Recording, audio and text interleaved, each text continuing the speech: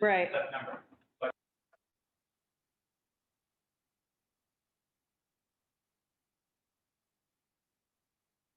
Can I be heard? Bob, how are you? Hi, Bob. Hello, how's everybody? Good, how you doing? Not too You're right. bad. Meeting. that's fine. Yeah, so, I just got a call from Roger. He was looking for somebody to come to the front door. I think Virgil would get him, I don't know. Yeah, I okay. thought Virgil was I down unlocked there, it, so maybe, yeah. that latch doesn't. Yeah, so just disregard what I wrote over there. You can acknowledge that he's present Okay, and that at the next meeting will be his third one, if you want, however, whatever you want to do. all right. But just, Yeah, however you guys want to do it, you let me know. I'll come, all of them. Fine.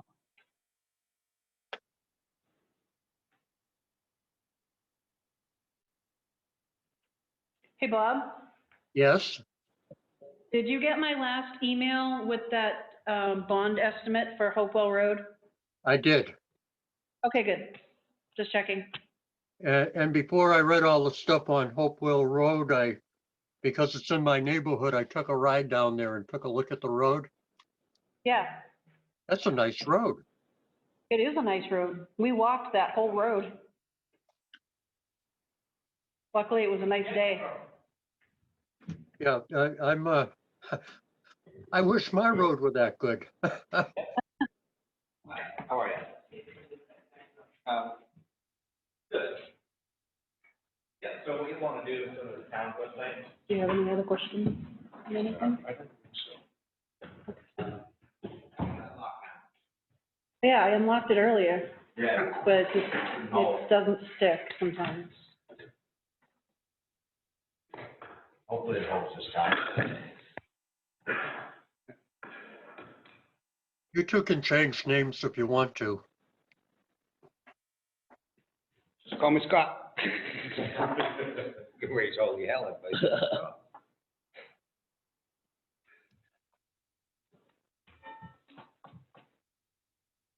Paul's got a busy night. Thought I saw a star up front. Russ gonna be locked up as well? No, Virgil said he Door's open, unlocked okay. it, so.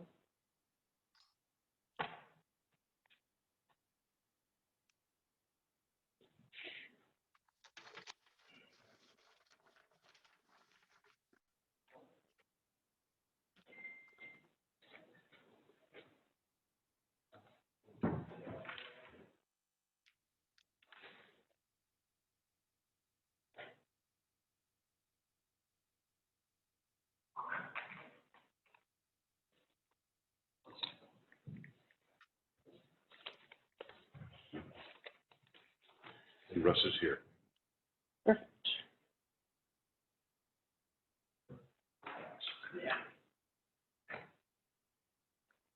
All right, we ready to go? We need Josh? Decided to join the good guys, huh, Russ? On this side, yeah.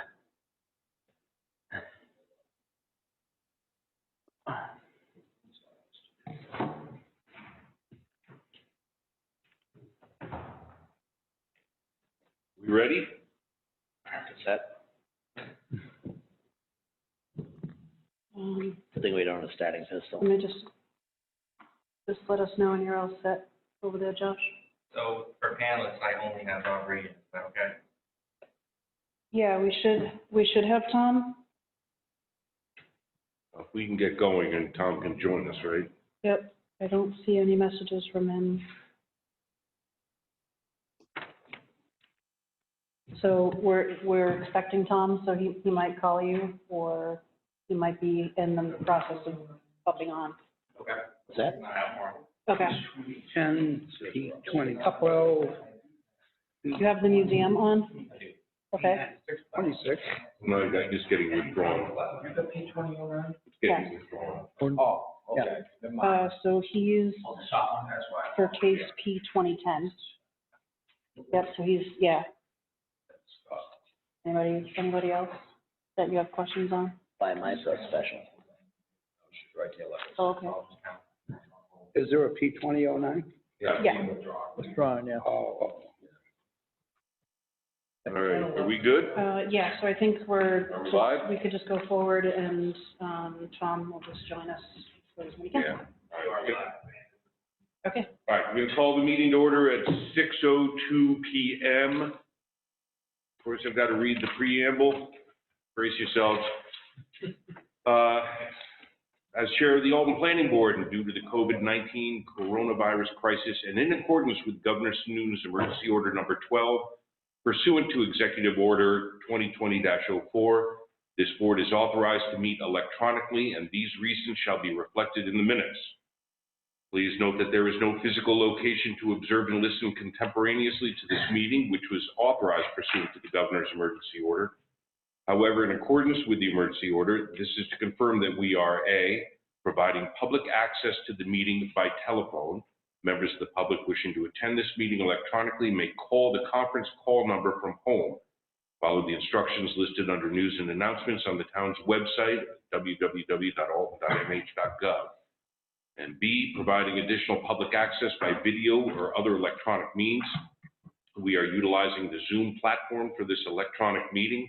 All members of the board have the ability to communicate contemporaneously during this meeting, and the public has access to contemporaneously listen and, if necessary, participate in this meeting through the link that is listed under news and announcements on the town's website at www.alton.nh.gov.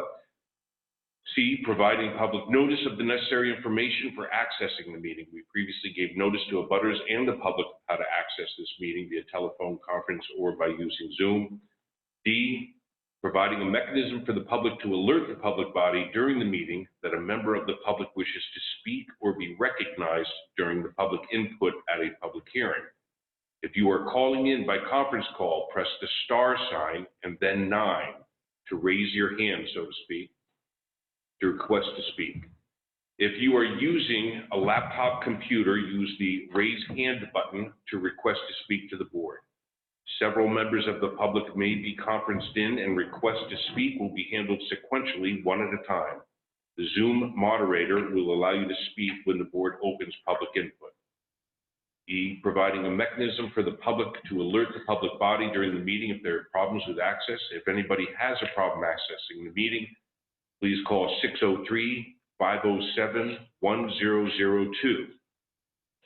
F, adjourning the meeting if the public is unable to access the meeting. In the event the public is unable to access this meeting via conference call, or there are difficulties with the town's equipment, the meeting will be adjourned to and rescheduled to Tuesday, October 20th at 6:00 p.m. at the town hall.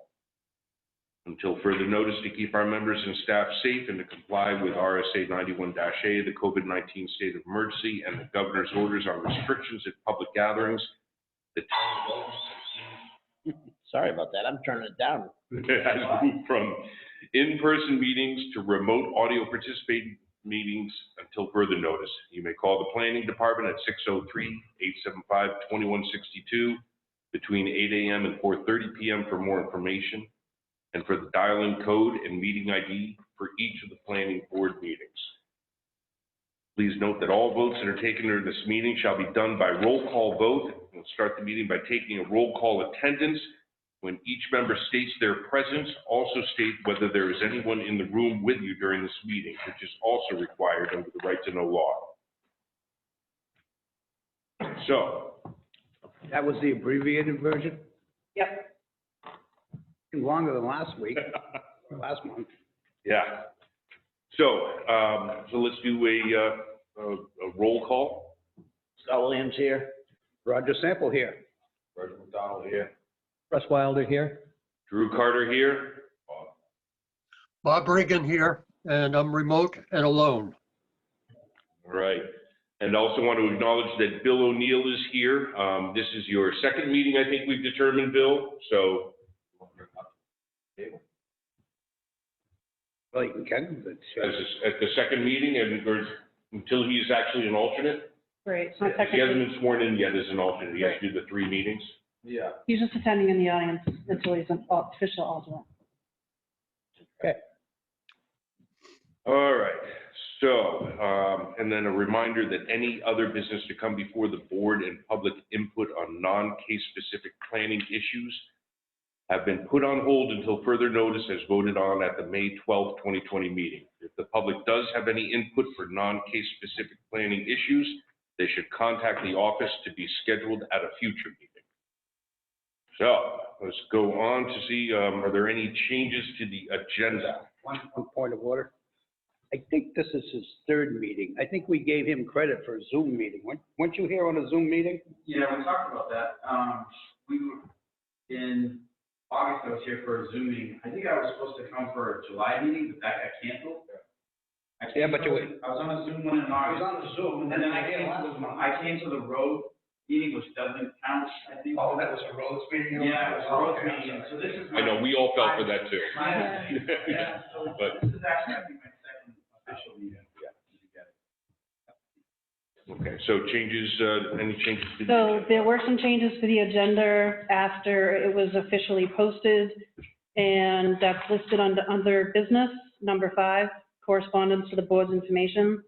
That includes A, the memo from Mike McNally on Ridgewood subdivision.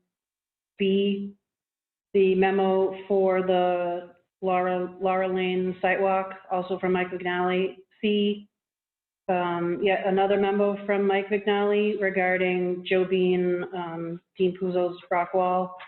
And D, I've added, there's an amended condo site plan that just needs to get signed by Roger, who was the chair at the time when this was officially approved. There was a clerical error on the plan. This has been talked to for many months now. Located the septic system. Yeah, slightly. It didn't go exactly where it was, so it's been shifted. They've got approval. I do have the approval here with me, so it's just a matter of just re-signing another Mylar and all the paper plans and getting it recorded again. There's that. So that's what was posted. There's one other thing that I would like to add to, I suppose that would be added under other business. I'd actually like to start up the master plan committee with the people that have signed up for that, just so I can have some help gathering the RFP together so that we can get that going. Where would that go? I would like to put that under other business, so I suppose that would end up being number, you'd have to add a number 6 under other business.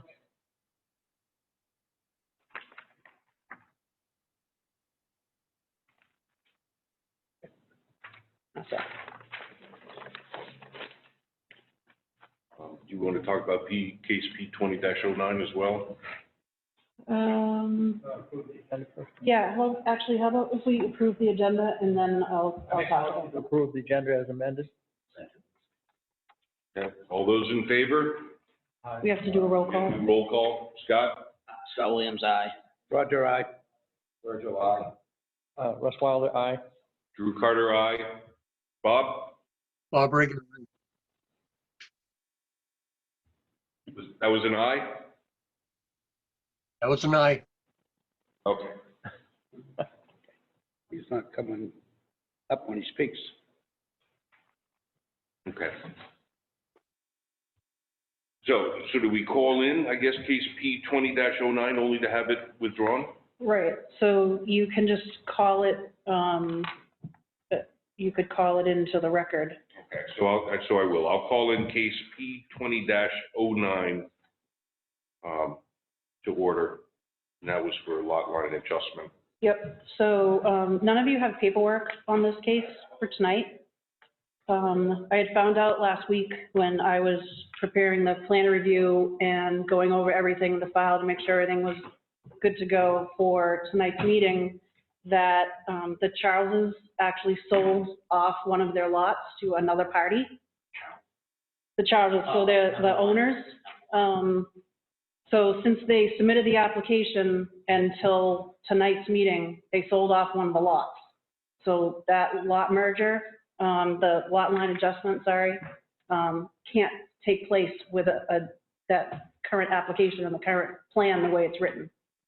So I had asked Paul to submit sort of an official withdrawal notice just for the file, and I haven't received that yet, so I'm going to reach out to him again, and just so that I can sort of close that file off.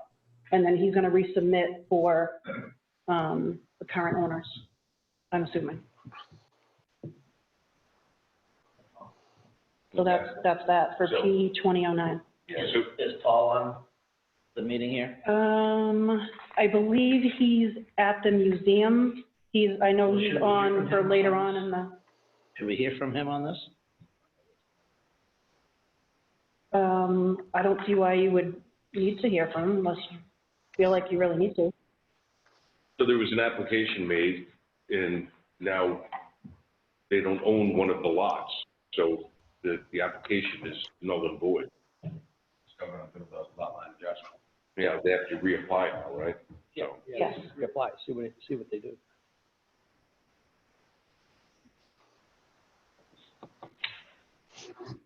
so I don't think we need to call Paul in on this. So we'll move on. I'll call into order case P 20-10, Steve Olds of Norway Plains, agent for Kempton Revolt Trust, map 4, lot 13 for a minor subdivision. So there are a number of waivers. Yep, we should have Steve Olds on the line, Josh.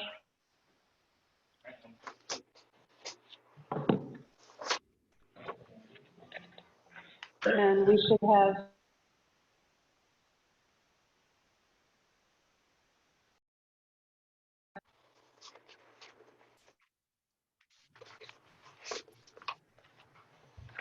Hello. Hey, Tom. Hey, Tom. I see you to join us. I've been here, but I wasn't invited in. Oh, he's That darn Josh. Yep. So for the record, we now have Tom joining the meeting. And Tom, can you state your name and whether you have anybody in the room with you? Tom Hoops, and I'm all by myself. All right.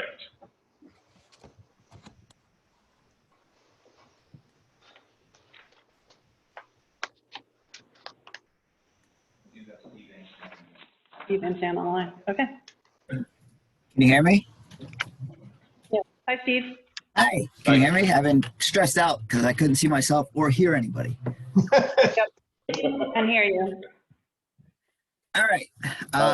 Sam, I can see Sam out there too. Hi, Sam. Steven, good to see you, sir. And Good to see you Beth's too. with me? Hi. In the room with me is my girlfriend Beth. She's working on her own computer over there, so not worried about it. From there, would you like me to start the Steve, presentation? do I need to introduce my wife who's with us too? Bev Kempton and I are together with my wife, Esther. Hello. Okay, thank you. Thank you. So first, I think the board needs to review the waivers and discuss whether you want to grant them or not.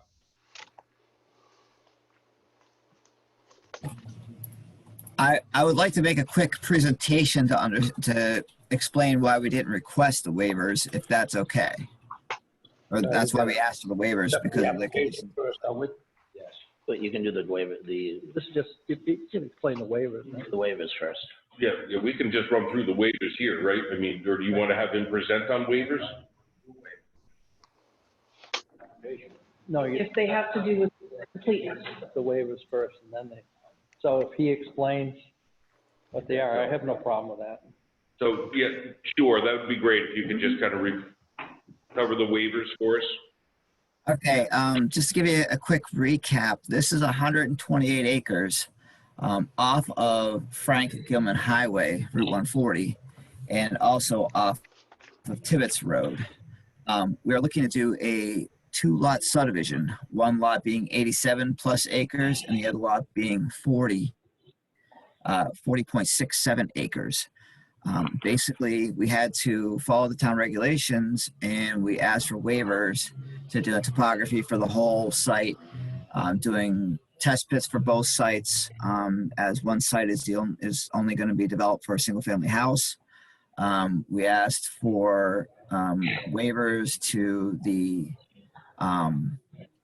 scale of the map because I wanted to show the whole thing on one sheet.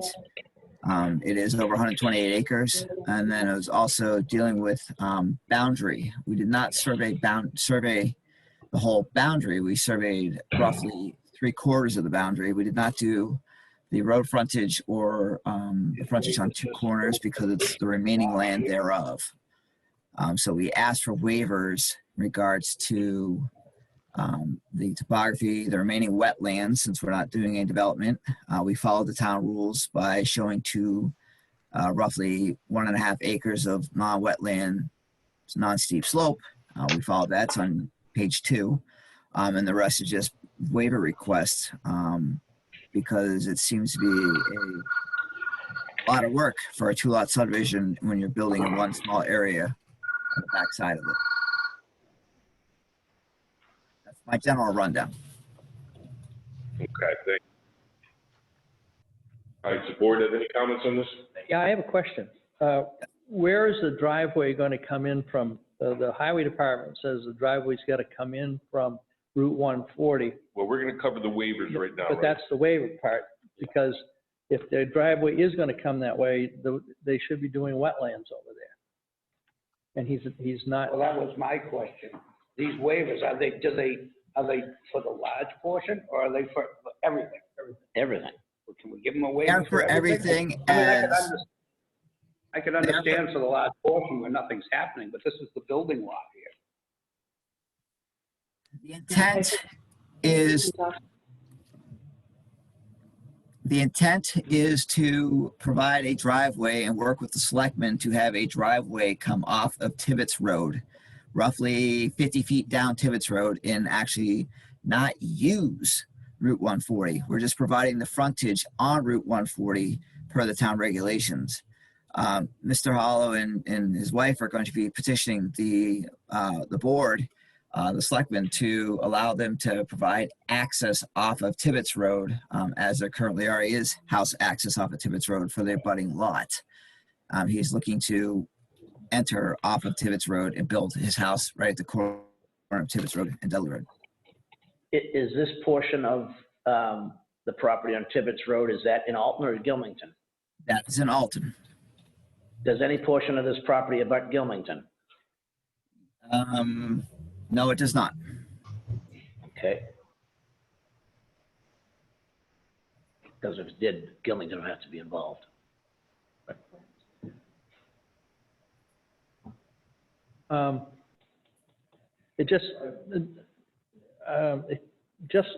For me anyway, they're going to act, if they are successful in getting permission to access off the end of Dudley Road, basically, to this lot, the wetlands would be important there if there are any on that lot. I don't know how that is being treated so that we know that we're not creating a potential problem of allowing putting a driveway through what could be a wetland. There's no mapping that shows that lot is clean as far as wetlands go. And There it's is a fairly note. flat. There is a note number 9. It was reviewed by Dan Coons, and I had Dan Coons follow the town regulations where we had to prove that there's no wetlands and no steep slopes. If you look on page 2, down there where Dudley Road and Tibbetts Road come together, you'll see a note right there where it says 4K area, test pit 1, and it says area of topo and wetland review. Topo is less than 10% slope and reviewed. See note 9. Dan Coons looked at that area. I guess the question is, are we comfortable accepting I don't see, well, say it says, is there a document that this guy has signed, Coons, We'll have Dan Coons sign a document or stamp this plan saying that there's no wetlands in that area. They're saying they want to come off of Tibbetts. And Kenny says driveway must come off Manchester 144. Right, that's what I said. Right, and that's before Ken knew that he's gonna petition the Board of Selectmen to obtain a building permit off the Class 6 road off of Tibbetts and not through 140. And that, he can do that. So what I said That's the was, next process. Assuming that they're successful in getting the selectmen to agree to this. Yep. Where is the documentation? I can see the slopes there, but where's the documentation about wetlands? It's not in our package. Right, that's part of one of my questions is it's in a note, but there's no area that it's stamped, there's no report, there's nothing sort of verifying or certifying that. So that's my concern about that waiver. The rest, I don't really see that's a problem, but that one is sort of like a little hole in the documentation. Typically, I do not get the wetland stamp onto the final plan. I can have the wetland scientist stamp this plan and provide a letter saying that there are no wetlands in that area that he has walked and reviewed. That is not an issue. So did he do a survey, or did he just walk out there and said there was none? He walked it, he went around it, he spent about 4 hours looking around for wetlands.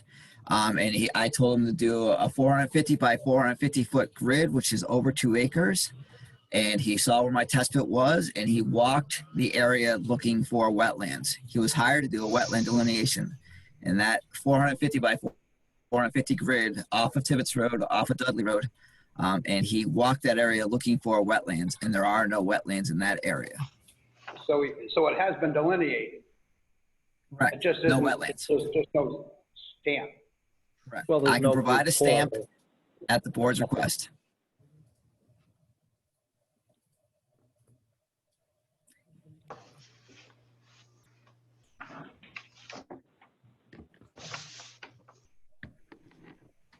Didn't know that they just walked around and looked for wet.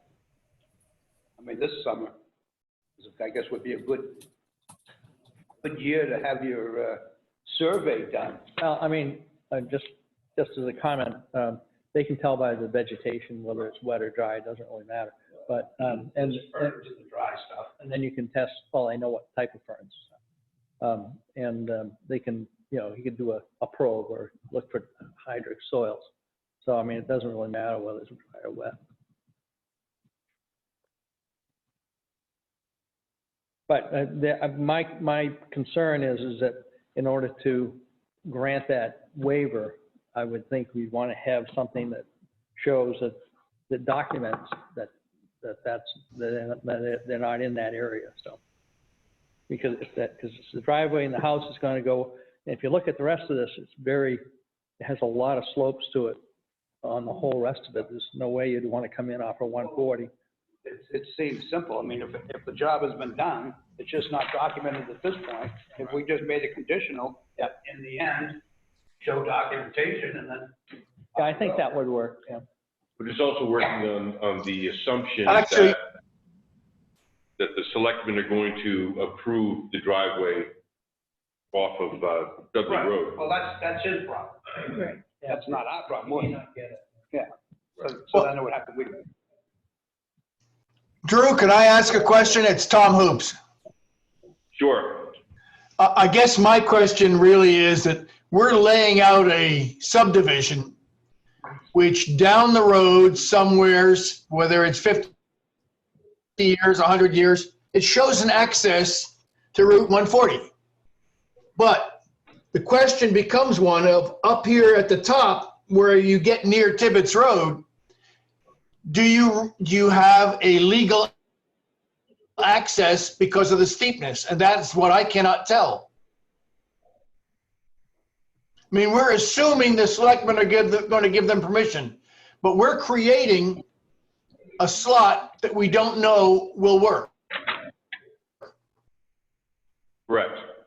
On top of that, for Tom, if you look at the contours That's what I'm looking Where- at. Yeah, no, Tom, if you look at the contours near Route 140, there's a drainage way down through there, which may be a wetland, and the wetland scientists didn't look at that. So if there was going to be a driveway off of Route 140, it might come across that drainage way, which could have wetlands in it. Right, but the thing is that DES wants to see the least impacting for a subdivision. Right. And the least impacting is us working with the selectmen to come off of Tibbetts Road. This meets the town requirement of having frontage on a class 5 or better road. We get permission from the selectmen and we come off of Tibbetts Road, and we're not impacting anything. Right, but what we're doing though is ultimately down the road, the access to the designated class 5 road might have an impairment. I don't know. I can't see it because I can't tell whether there's wetlands. All of Tibbetts done now? Excuse me? This top part is rock. Tibbetts is we do that. Right, but down by 140 in that opening, That's all rock. That ain't class 6. Yeah, class.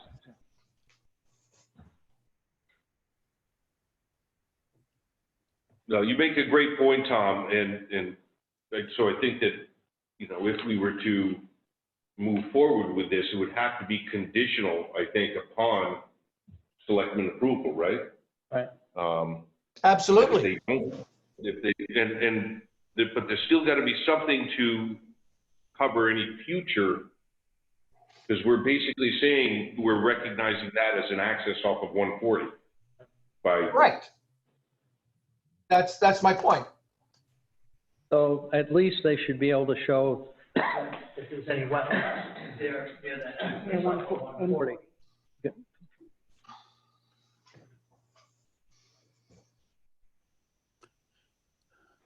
Gentlemen, All right, so could I say something? Is it possible? Certainly.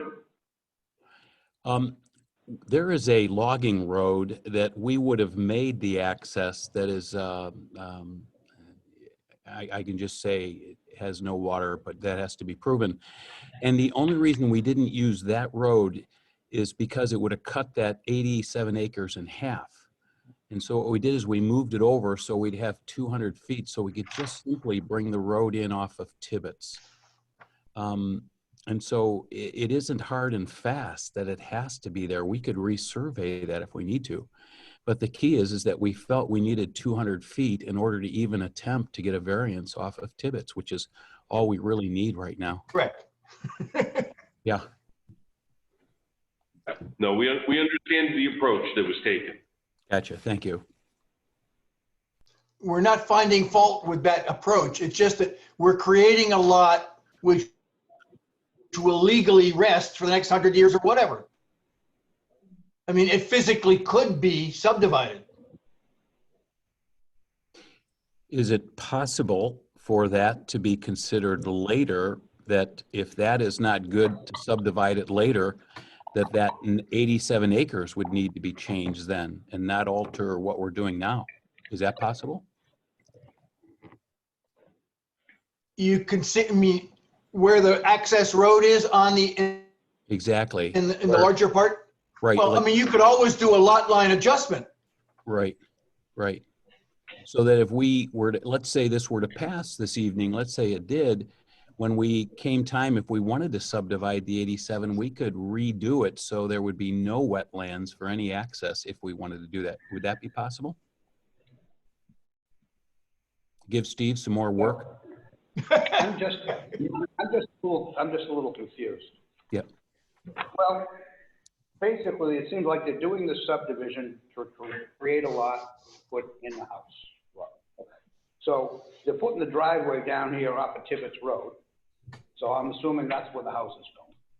Okay? Exactly. So our first issue was whether there's wetlands. So we're covering that because we said it must be conditioned on there being no wetland and stamp. So they've met that condition.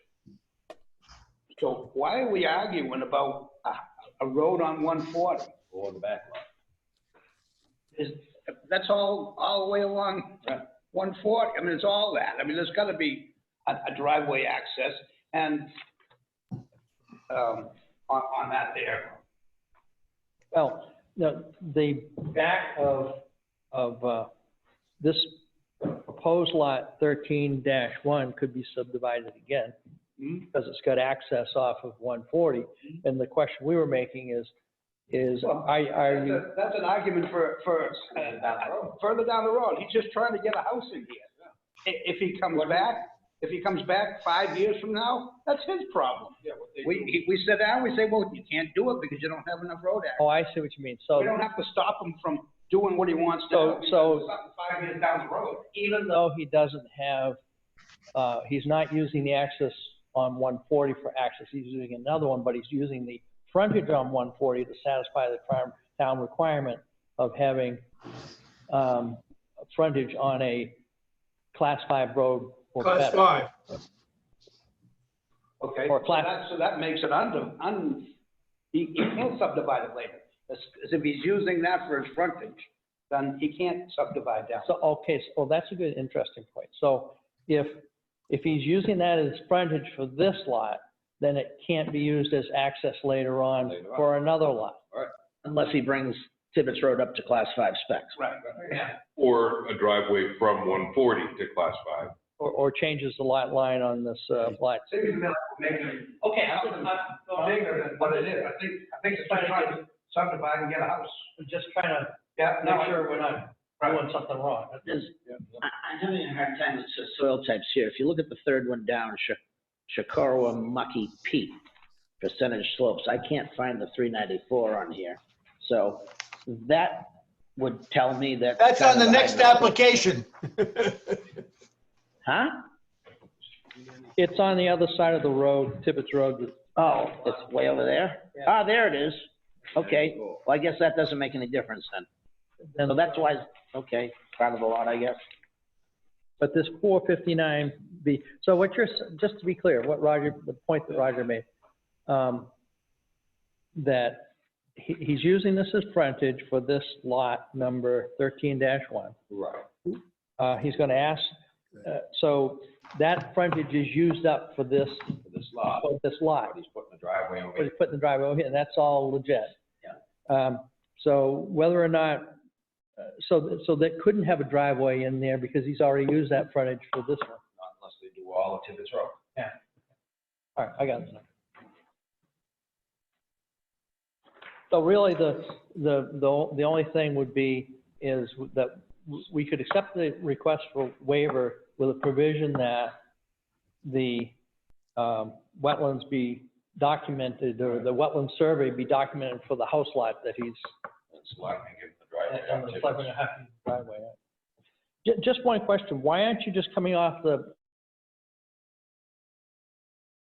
cul-de-sac at the end of Dudley instead of trying to do, because that way you'd be going across somebody else's property? Doesn't look like they have frontage on it. Right. They don't have it, okay.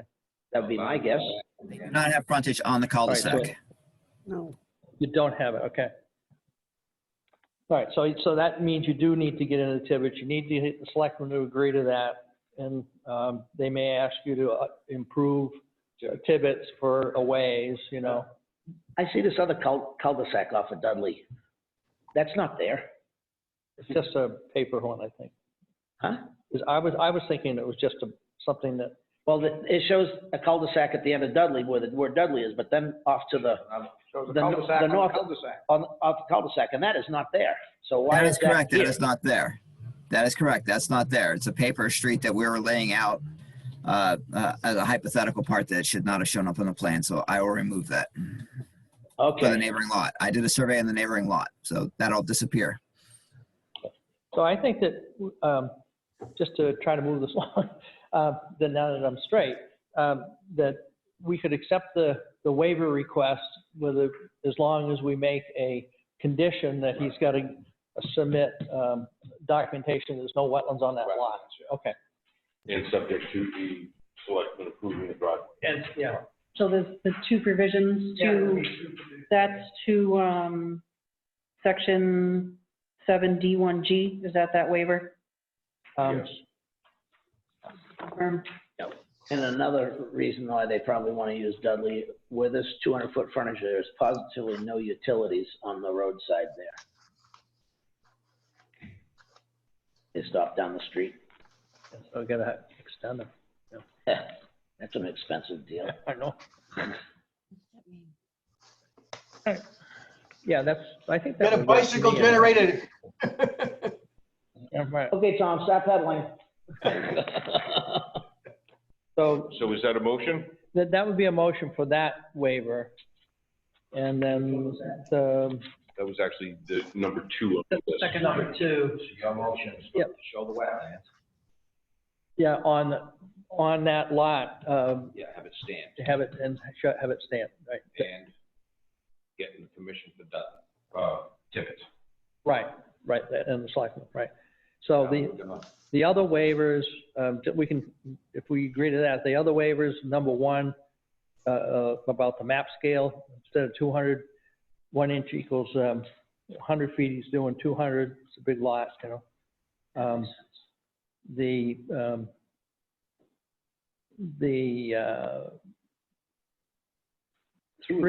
Number 3,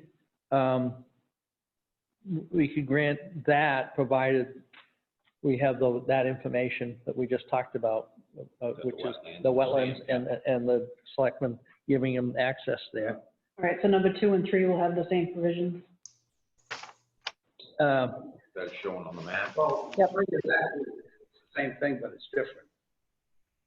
I mean, 3 is all, I mean, what we're looking for on number 2 is from, to say this area down here where they want to be here. Number 3 is saying The everywhere. whole lot. It's not the So, I mean, so it's the same thing, but, yeah, we can still give them a waiver, because obviously, we don't want them to do wetlands on the whole thing. Right. That's not necessary right now. And then show all areas, he's asking for show all areas with slopes in excess of 25%, waiver on that. And a complete boundary survey. He got some of the boundaries from the deeds. Yeah. Which seems all right. So I'd say we could accept the waivers with that provision that we talked about. I'll second that. Okay. So that's Virgil seconded. Any more discussion on that? Waivers. Yeah, so. On the waivers, right? Yeah. Okay. So was there more? I'm sorry. No, so that we need to grant that, the waiver request with that provision. Right. And then we can make the application complete and then we can discuss it, right? Exactly. There you go. So roll call vote on granting the waivers. Scott? Scott Williams, aye. Roger? Aye. Virgil? Aye. Les Wilder, aye. Drew? Aye. Bob Regan, aye. Hoops, Tom? aye. All right. I'd like Get all to- that? You made it. So I'd like to make a motion to accept the application as complete now that the waivers have been I will second that. accepted with provision. Okay. Conversation? Russ motion, Scott second. Discussion. Discussion. Oh, should we, do we need to vote on that? No, go to discuss the Well, motion. then we have the discussion period, if there is any discussion. I just looking at the things that were missing, is that all squared away? Soils map, no. Legal docs are missing, sample deeds. Agency permit approvals, no. Project narrative, yes. Right, so there was no soils, there was no soils report submitted? That's missing. Shown on page 2, showing you what the soils are throughout the whole site. Right, but I think that's similar to not having a wetland certification, isn't it?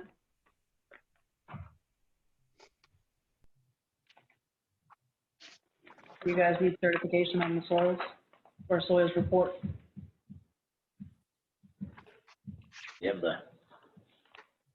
We have the soils legend here. The test bit data.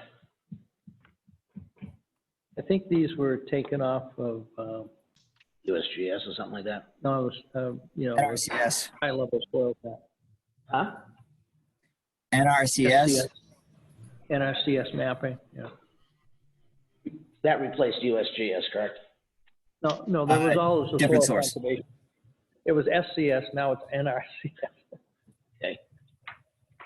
They could probably forego the traffic study. You think?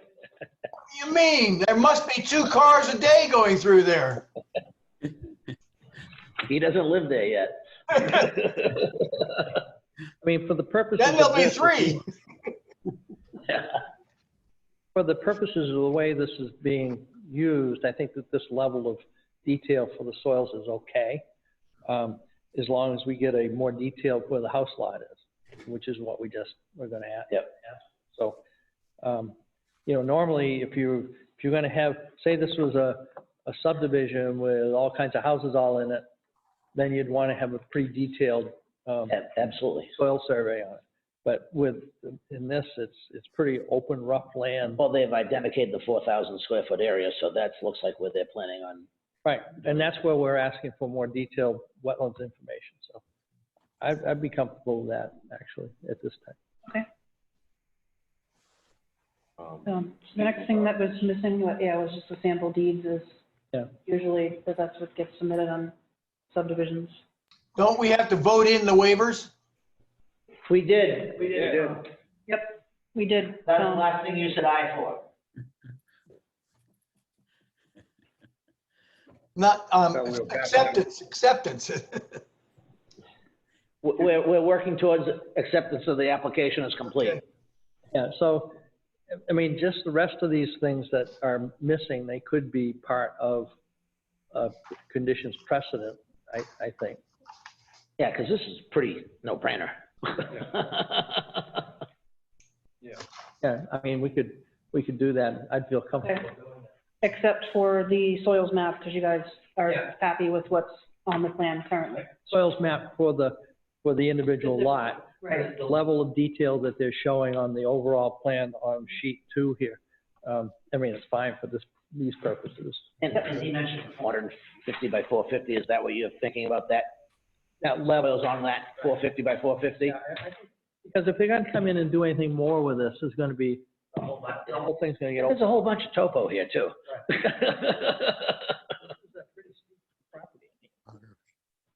Are you into skiing? So is there any more discussion? We had a motion and a second. Not hearing any? Scott Williams, aye. Roger Sample, aye. Virgil, aye. Russ Weiler, aye. Drew Carter, aye.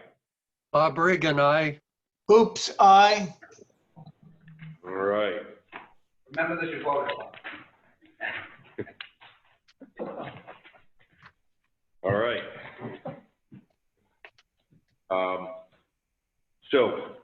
Planner review.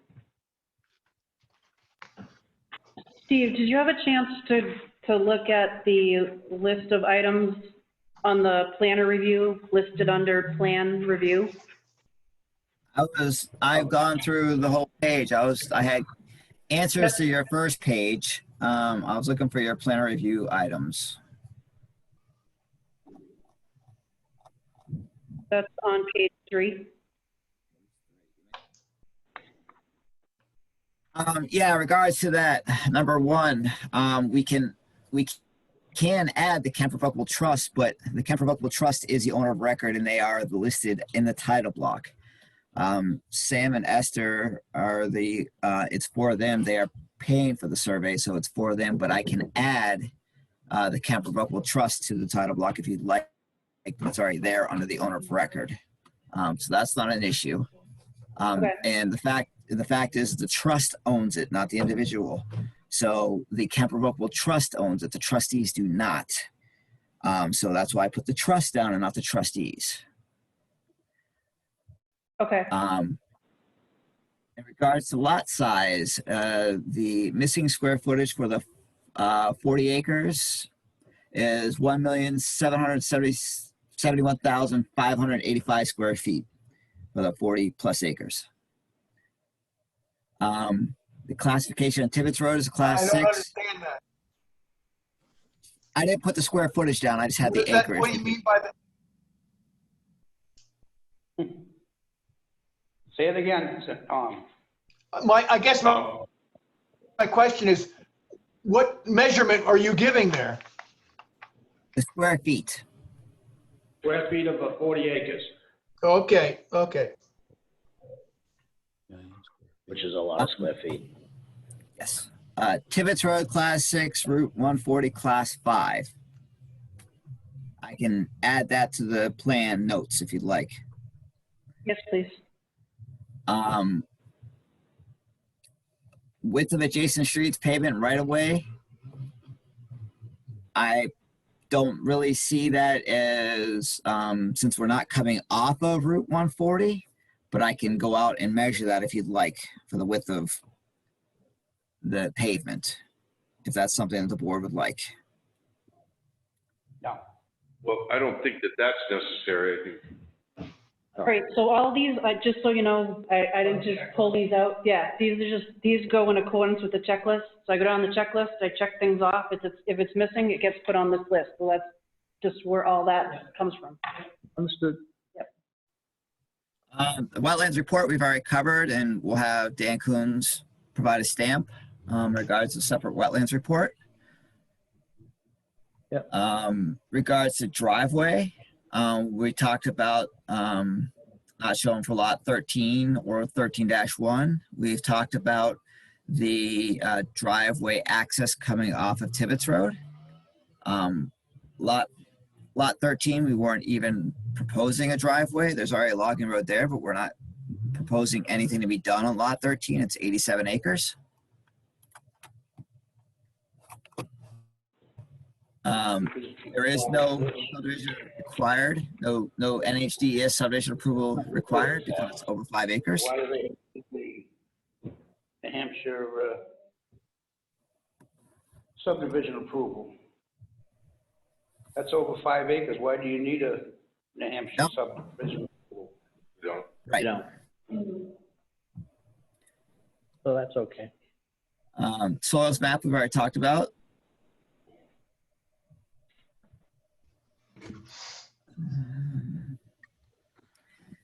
The check mark on the aquifer protection, I can put a note saying it's not in the aquifer protection. I can correct that. And there is no future plans at this time for any other subdivision or subdivision work on either one of the two lots. This is a single family residence.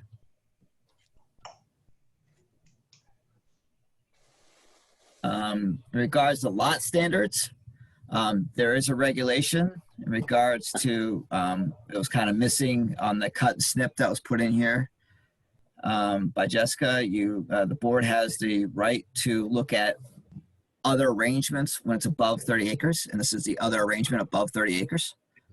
So it's up to the board in that arrangement.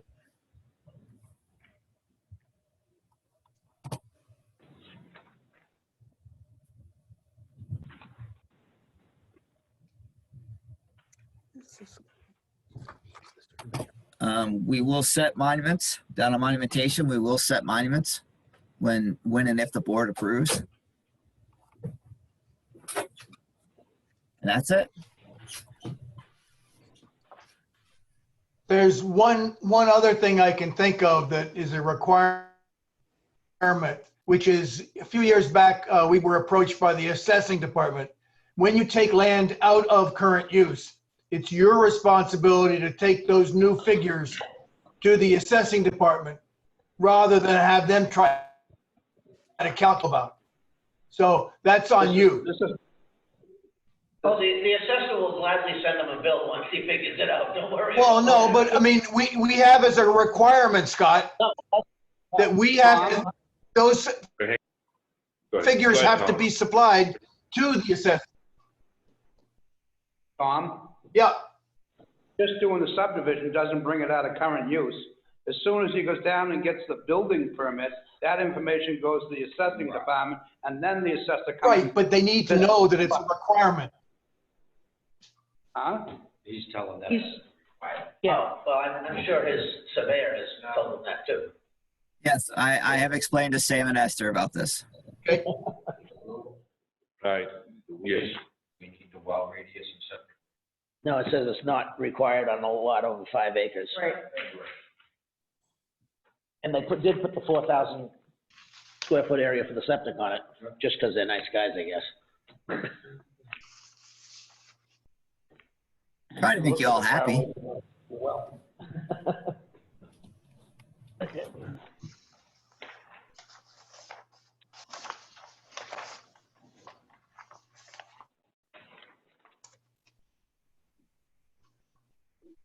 So do we have any more comments?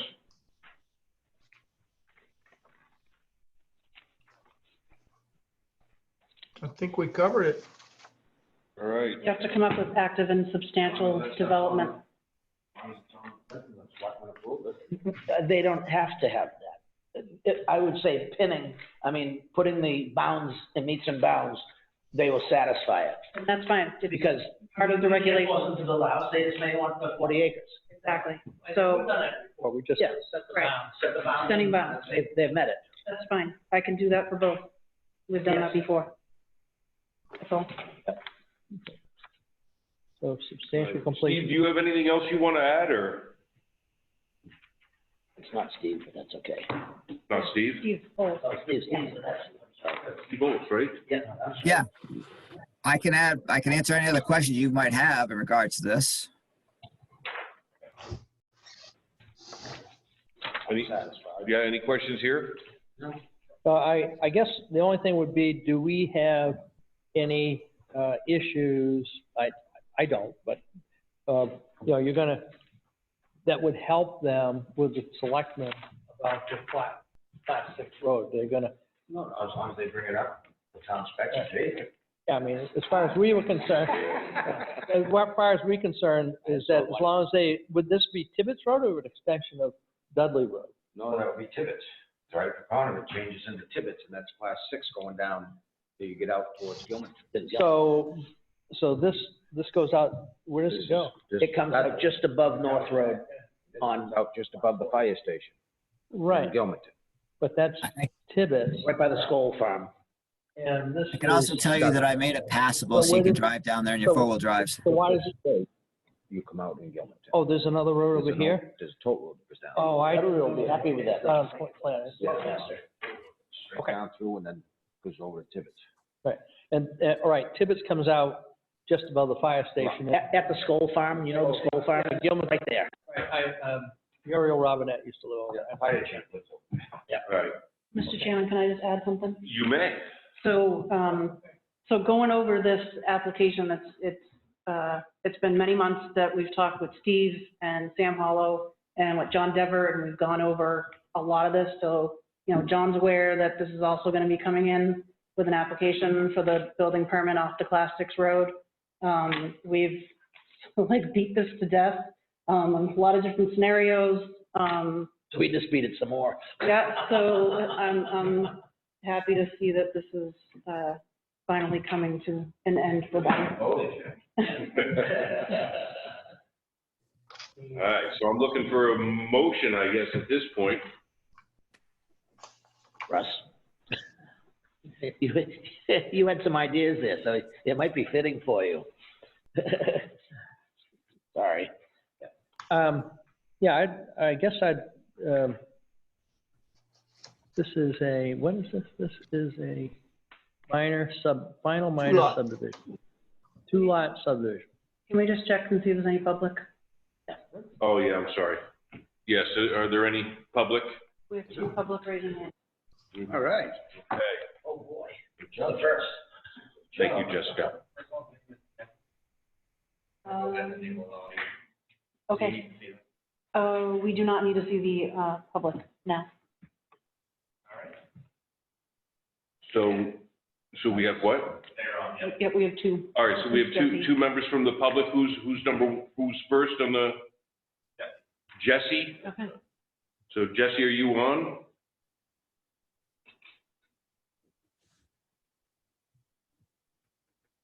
Is Jesse muted, or did we mute Jesse, or? Unmuted? Jesse, are you there?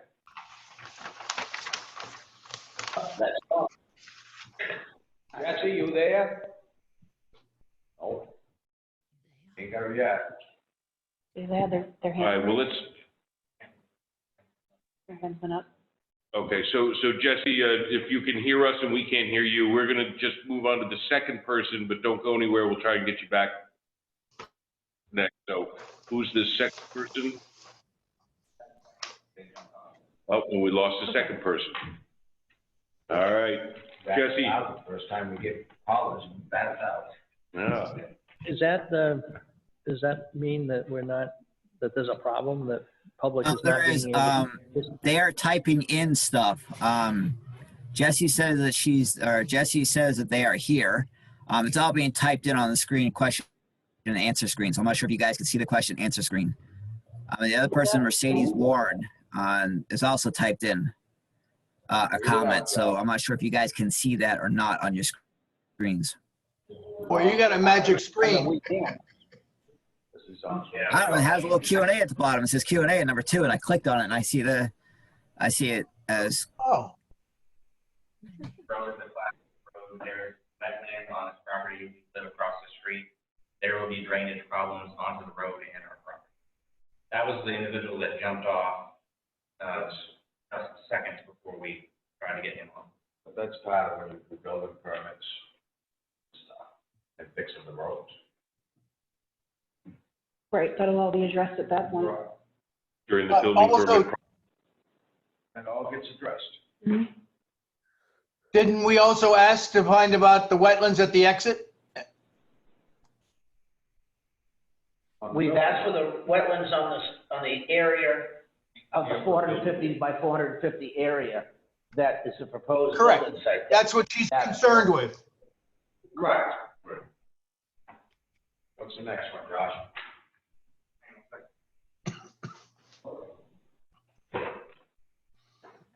Nope. His broker. So does that woman feel that we answered her question or addressed her concern? We don't know. Yeah, We could offer, well, she hopped off. yeah, so I guess my question is was everybody able to hear what the question was? Because I could barely hear Josh mumbling over there, but. Right, I'm gonna ask him if he can show that comment box on the screen. I just vaguely got, the woman was concerned about, she says there's wetlands across the street. And water runs across from that lot. There's wetlands on that lot. But being a class 6 road, it doesn't receive any maintenance, and so over the years, the ditch lines, if there were ever any, they've filled in. It's been. Josh, can you put those questions up on the screen? Is that possible? Fix the road, and I have to get you. And since she hopped off, we can't address her personally. No, we got, you know what I mean? But- Well, they can have water running off that exists, but it needs to be. Sorry? I had Jesse call me just a second ago. Yep, His microphone, volume was turned all the way down, that's why we weren't getting anything. okay. So he just bumped that up, so if we wanna go ahead and try it again, I'll unmute them and see if we can hear all right. This is back to Jesse? Sure. Yep. So this is, Yes. all right, so Jesse, you're on now? We thought you were trading stops, Josh. Play some bets. Yes, hello. Oh, all right. Hi. There we go. All right, so yes, I live I'm the abutter on map 4, lot 12. So I would be the Gilmington side on Route 140.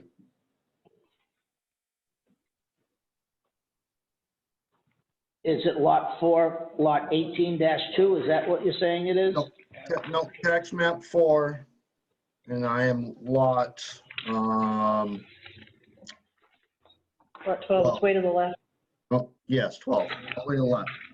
Oh, okay, wait, so he fronts on 140. Correct. Okay, So part of what you guys brought up was the wetlands issues, and I can confirm from the survey performed on my property from 2004 that there are wetlands boundaries along Route 140. There were special permits pulled to build the driveway that I have on this lot to go through the wetlands. Okay.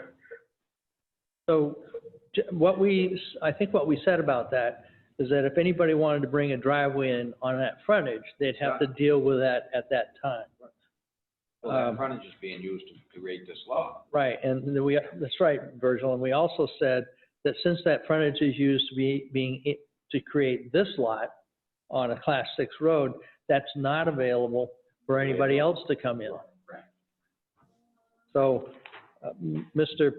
Polly, I think what we're saying is that because that frontage along Route 140 is being used for this lot back over near Dudley Road, on Tibbetts Road, that frontage can't be used for another lot coming in from there. So you would not have a driveway coming across beside your lot.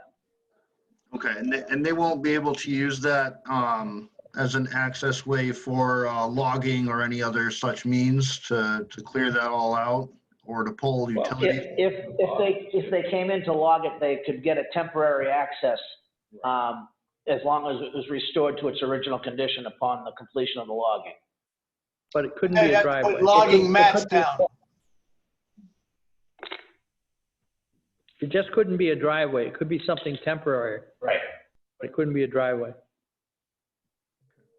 My main concern there with that would be, part of it would be the removal of the trees itself, and what impact that would have on some of the washout that would head my way, because like I said, I do have that driveway that went through the wetlands, so I know that that's a concern of Like mine. yourself, Polly, they have the right to log their property. Okay, just an environmental question, not a rights or laws as far as that goes. I understand they have the right to log their own property, but I just didn't know if that's an. They may have to put in a temporary culvert though. Okay. Thanks, Tom. All right. Any other concerns, Mr. Pauly?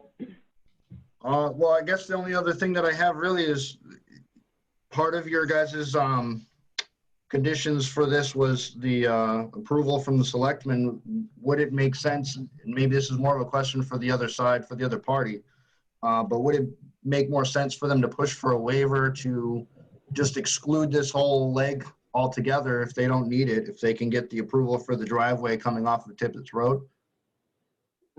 No, that comes up to us constantly, sir, and they have to have frontage on a Class 5 road, or they could not subdivide their land. We'd be creating a landlocked lot. Right, but you're already conditioning this on getting approval for a driveway from another road that they have to improve to Class 5 conditions. If They've I'm- got to get permission from the selectmen. Right. Okay. Right, that would be my concern, is that if they don't get permission, does that mean that they then can put a driveway in over here? We would have other requirements then. Yeah, they'd have to come before us if they did not get the approval from the selectmen, since that is a condition. Okay, so then the current approval would be null and void then at that point. They'd have to resubmit for a new subdivision. No. Or an amendment. But an amendment, okay. Sorry, not a new, but an amended. Okay. That kind of is a good point. I mean, I've always had trouble with, the frontage is someplace. You get frontage someplace, and then you don't put your driveway through it. If they were to take that part of Tibbetts Road and make it Class 5, make it so that the town would accept it as a part of a Class 5, they'd have 200 feet of frontage on a Class 5 road, period. Yep.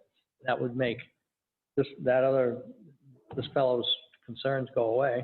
Right, but I'm gonna tell you, there's a lot of feet there, and making that to Class 5 road, boy, hang on. Well, they'd only have to go up 200 feet and put the driveway. Dudley. Extend Dudley by 200 feet, then they'd have 200 feet and put the driveway in off of that.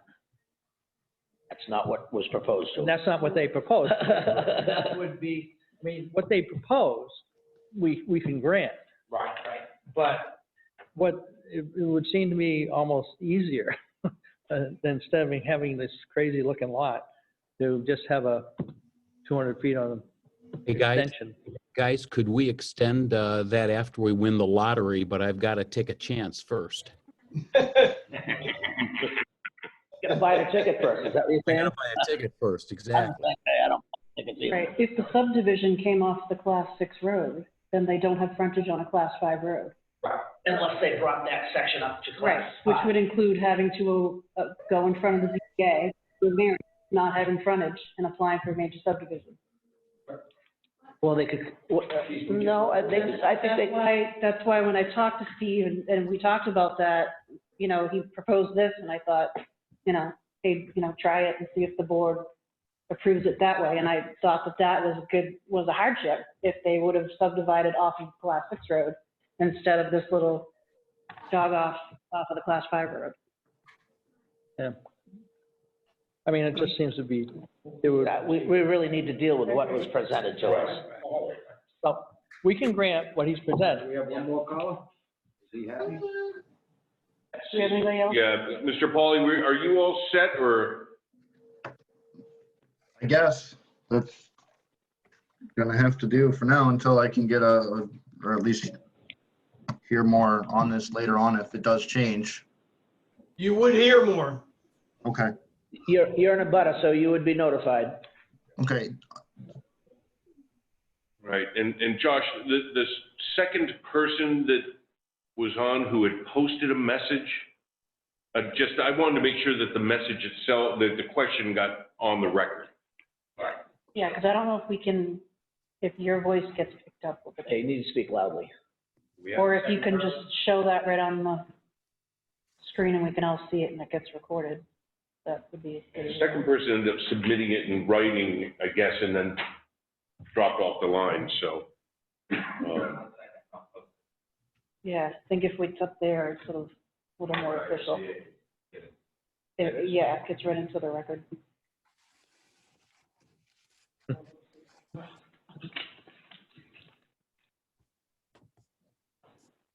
I just don't know how happy you are that I don't have this job. Oh, we know. I can't find my, Someone moves the letters all the time on me. typing isn't the problem, it's what to type. You should pay attention to Mr. Bucher's English class then. Perfect. Okay. Yeah. I took note hand, I can read shorthand.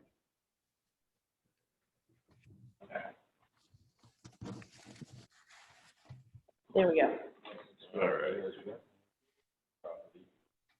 Tibbetts Road is a class 6 road. There is wetlands on this property.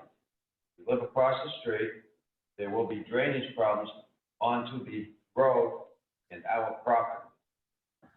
See if we can find out where the Warrens For are. one, it's against the law for water to run off somebody's property onto somebody else's property. Yeah, Stephen H. Warren, Alton, New Hampshire, right across the road.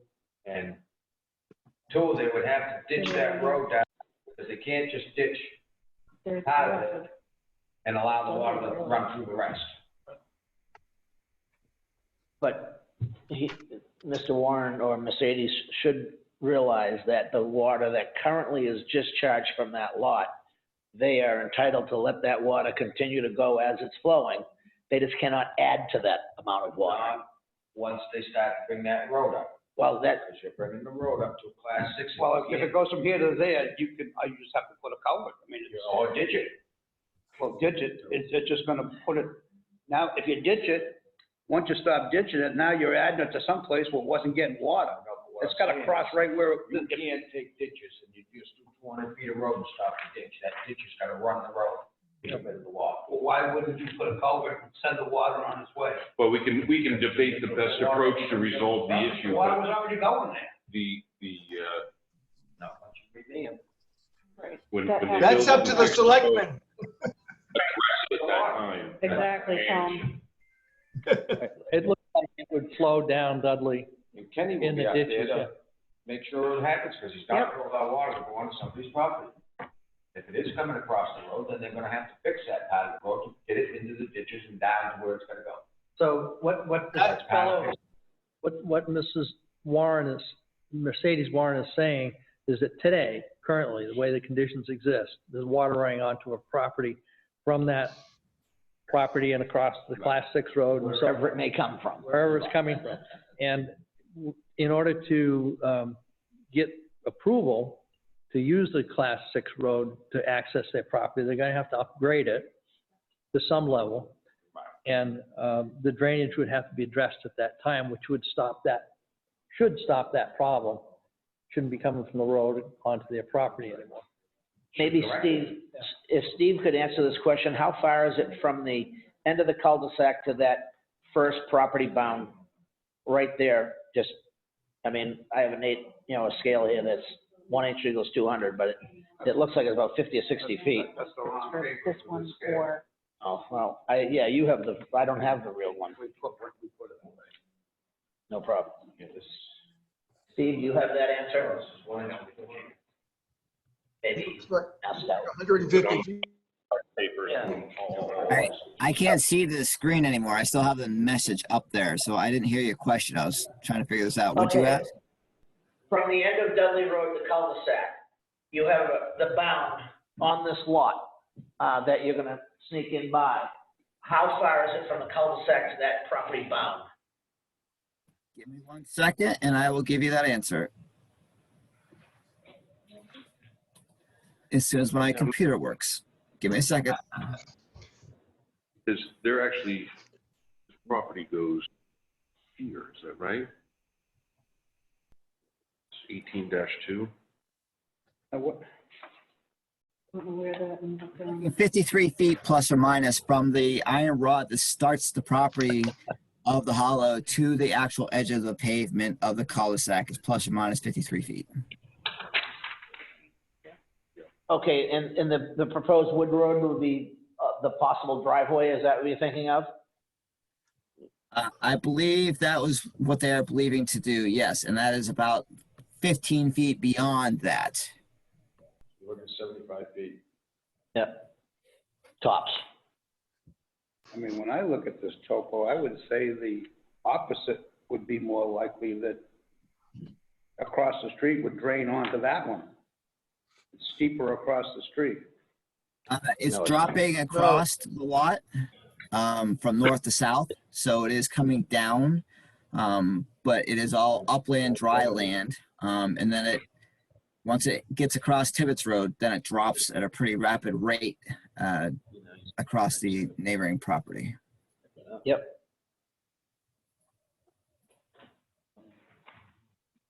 So, Steve, that tax map for lot 18, looks like 18-2, Stephen H. Warren, Alton, New Hampshire. Does he access, is his house like off of that cul-de-sac? Yes, it is off the cul-de-sac. Okay, so what seems to be happening perhaps today is drainage is coming down the current Tibbetts Road, Class 6 road, and going down onto his property. I don't think so. It looks like it just, from the contours, I don't know. There's What kind of about, shape is Tippetts Road in? Why don't they just? Tibbetts Road is a beautifully gravelled road for about 400 feet, 450 feet, and then it turns left into the Paradin's Family Trust, and they got a house out there. It does gently go uphill to the utility pole, then it flattens out, but it's a gentle uphill. I mean, you're not talking much more than a 5% grade. And then it starts going down past Paradin's house, all the way down to the Beaver Dam in the back, way out back past the cemetery, and it drops down at a pretty good rate. It sure does. Right. Right. Yeah, but you can see it. Then you're in Gilmanton eventually, yeah. So this lot It does get out of 18, Gilmanton past this. so the lot 18-2, it appears to be, I can't really tell where the property lines are, but it is frontage on Dudley Road and then that property line shoots south. Correct. Okay, so their corners of these two lots are basically meeting. Correct. So any impact would be more to the Paranda's Family Trust lot Yeah, I versus believe so. that one. Yeah. That's correct. Absolutely. They're actually gonna fix Warren's lot when they do the road right there. Really? Yeah, because they're gonna fix the first couple 100 feet to make it frontage. Well, to get to their driveway, yeah. Yeah, this mistake. Put it down past that, his lot cover. Oh, it would go into the drainage of Dudley. Sadie's Warren, that's, Yeah, they're actually gonna fix his cul-de-sac. Fix the water going down there. Yeah, it would seem that way, yeah. Yeah, so likely that this will all be addressed at the time the building permit is issued If he's and on that actual property, development occurs. Well, maybe one of the things that we could do is advise the selectmen that if they're going to grant them to use Class 6 road for their access, that attention should be paid to the drainage in the area or something like that. Yeah, It but, will be anyway. Yeah, but I don't think, Virgil, I don't think he needs to fix 200 feet of Tibbetts Road. Because he does, Why? because he doesn't have the frontage. He has frontage on 140. Yeah, he's got it on He's got the 140. frontage on 140, so he He only, doesn't need that frontage, he just needs to get access. Yes, all he has to do is just get up far enough to get into his lot. But even doing, Like 65, 75 feet. but even doing that, that There will be- gives Mr. Warren some relief of this drainage because they're gonna have to fix the drainage for a little ways anyway. So I was just thinking that we could make a note to the selectmen that this was brought up by a neighbor. Yep. And it ought to be paid attention to. Let I know Kenny we've done and a them lot of these figure it out. Class 6 roads lately. Yeah. And even Chamberlain Road, they did. She's the one, 1,500 feet of that. It's all new drainage, everything, all the way through. Well, the one Reed Road did Reed too. Road, same Yep. way. Right, application comes back before us anyway. They gotta have them do. We've been doing quite a few of them. We make sure that. oh, yeah. Well, Kenny makes sure that the drainage is good. We'll just reiterate it Columns again. beds. I mean, he checks on pretty good shape. Anyway, just to address this fellows, because he did a lot of the comment, Yeah, that I think that we could just make a note that he did make that comment, and the selectmen should pay attention to the drainage that it gets fixed when they. Can I get a copy of these minutes? We'll get them done as soon as we can. Right away. So, so we should be good with that. Did I hear, though, that we may have another caller, Josh? I did see somebody call in. They might have questions. It might even be Mercedes. They might just not know that they have to star 9 to raise it. Yeah, it's best enough if they want to speak on this case. Okay, so I guess we have a caller that's joined. Did you, if you want to speak on the case, Raise your hand. star 9 to raise your hand.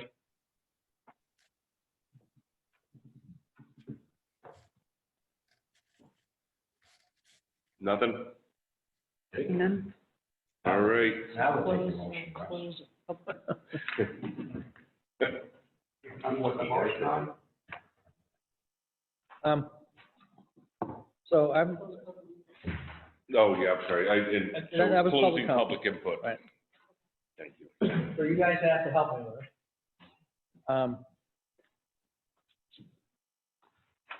So we went through the waiver request, and the only thing on that, we said they could have all the waiver requests, provided that they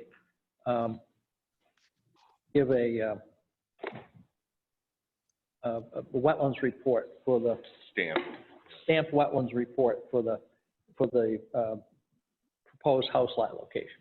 And get the selectmen approval for a driveway.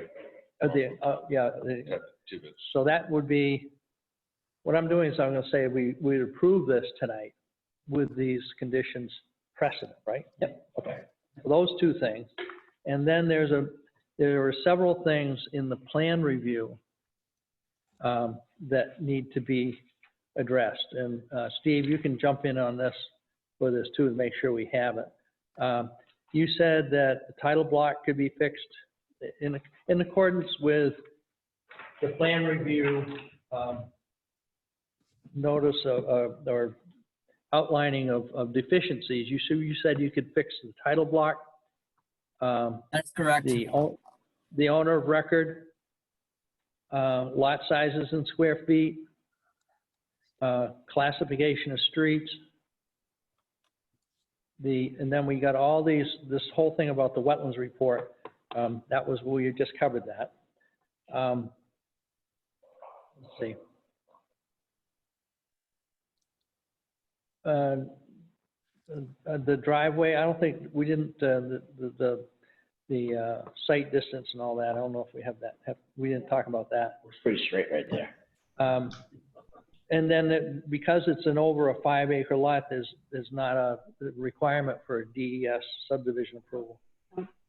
And then we talked about the soils for that, the soils for the house lot.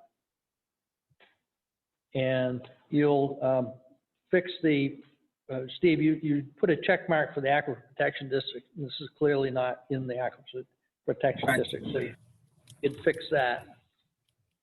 And I think that's it. So with all those. I have a question. In the package. Well, hold on, Bob. We have a motion on the floor. We either need to second it and then we can go to conversation. Right, yes. I will second the motion. Okay. Scott Williams seconds the motion. So what, to be clear, the motion was all those things I just mentioned that would need to be corrected or become conditions precedent. We would approve the subdivision as presented tonight. And you made the motion. You made the motion. I made the motion. I seconded. Go ahead, Bob. All right, Bob? Yeah, in the package, there's a note from Ken Roberts. And the note says driveway must come from NH 140 only. And I think we addressed that, but we I did. want to make sure that. We did acknowledge that and address it, and that was hence the requirement that the selectmen approve a driveway off of Tip. Fine. I just wanted to make sure that Ken's note was addressed. Yeah, I have one question. I just see here, is Sam Hollow, is that his given name, or does he have a Samuel or something like that name? It's Samuel Hollow. I would recommend putting your given name on the plan. Not a nickname. So it'd be Samuel and Esther Hollow, right? Right. Good point. We also had great discussion about the attention to the drainage of the road, and that didn't make it into the final. Well, we can do that separately, I think. And the selectmen can handle it. In our minutes, we're going to. Make the recommendation through the minutes? Yeah. Okay. And that application comes back to the planning board anyways. That class 5 building permit application. Yeah. Comes here, and your planning board gives the recommendation to the board of selectmen after they receive comments from fire. Handle that then. Yeah. All right. All right, so we have a motion and a second. Any more discussion? Scott Williams, aye. Roger Sample, aye. Virgil, aye. Russ Wilder, aye. Drew Carter, aye. Bob Regan, aye. Tom Hoops, aye. Get it. All right. Thank you very much. I think we did a good job. Steve, wake up. Thank you. Excellent. Thank you. Gentlemen and lady, can I say thanks for your time, your excellent detailed work. And John, is that you, John Devers? No. But thank you so much for this incredible work you do. I appreciate the detail and excellence. All right. Good luck with your project. Have a good night, Good Sam. night. Thank you very much. Just Steve, one thing, excuse me, did we cover what would be substantial completion? Did we do? Yeah, just the monumentation. Right, we voted on that, right? Well, that's just part of the Plan.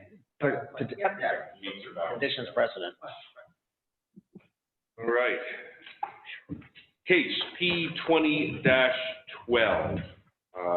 Calling this the order proposal to subdivide an 8.33 acre parcel out of map 2 lot 13 with 258 acres remaining. I guess is Paul here online from Prospect Mountain? Paul and Hillsgrove. Lee Hillsgrove, who is a trustee, are over at the museum with Amelia. Okay. So we do have Paul on you. We get to Right see here. him, or we get to hear you. All right. Can we see them? So there's been a request for waivers. So the board wants to take a look at the waivers. There we go.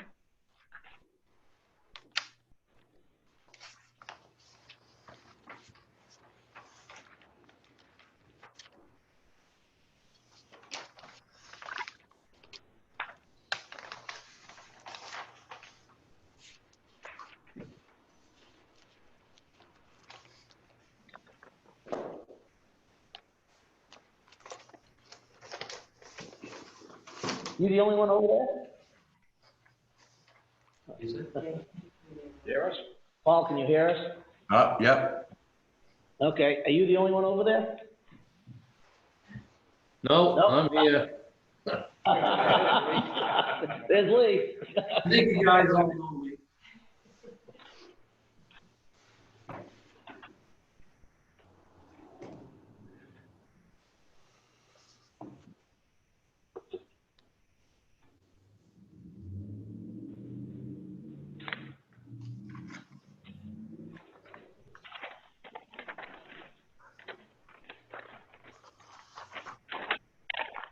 Oh, look at all the butters.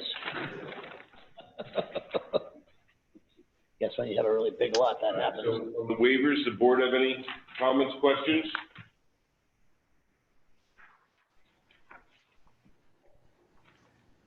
So he's proposing to, this proposed lot is off of Dudley Road near Bauman's Corner, Half Moon Store, right?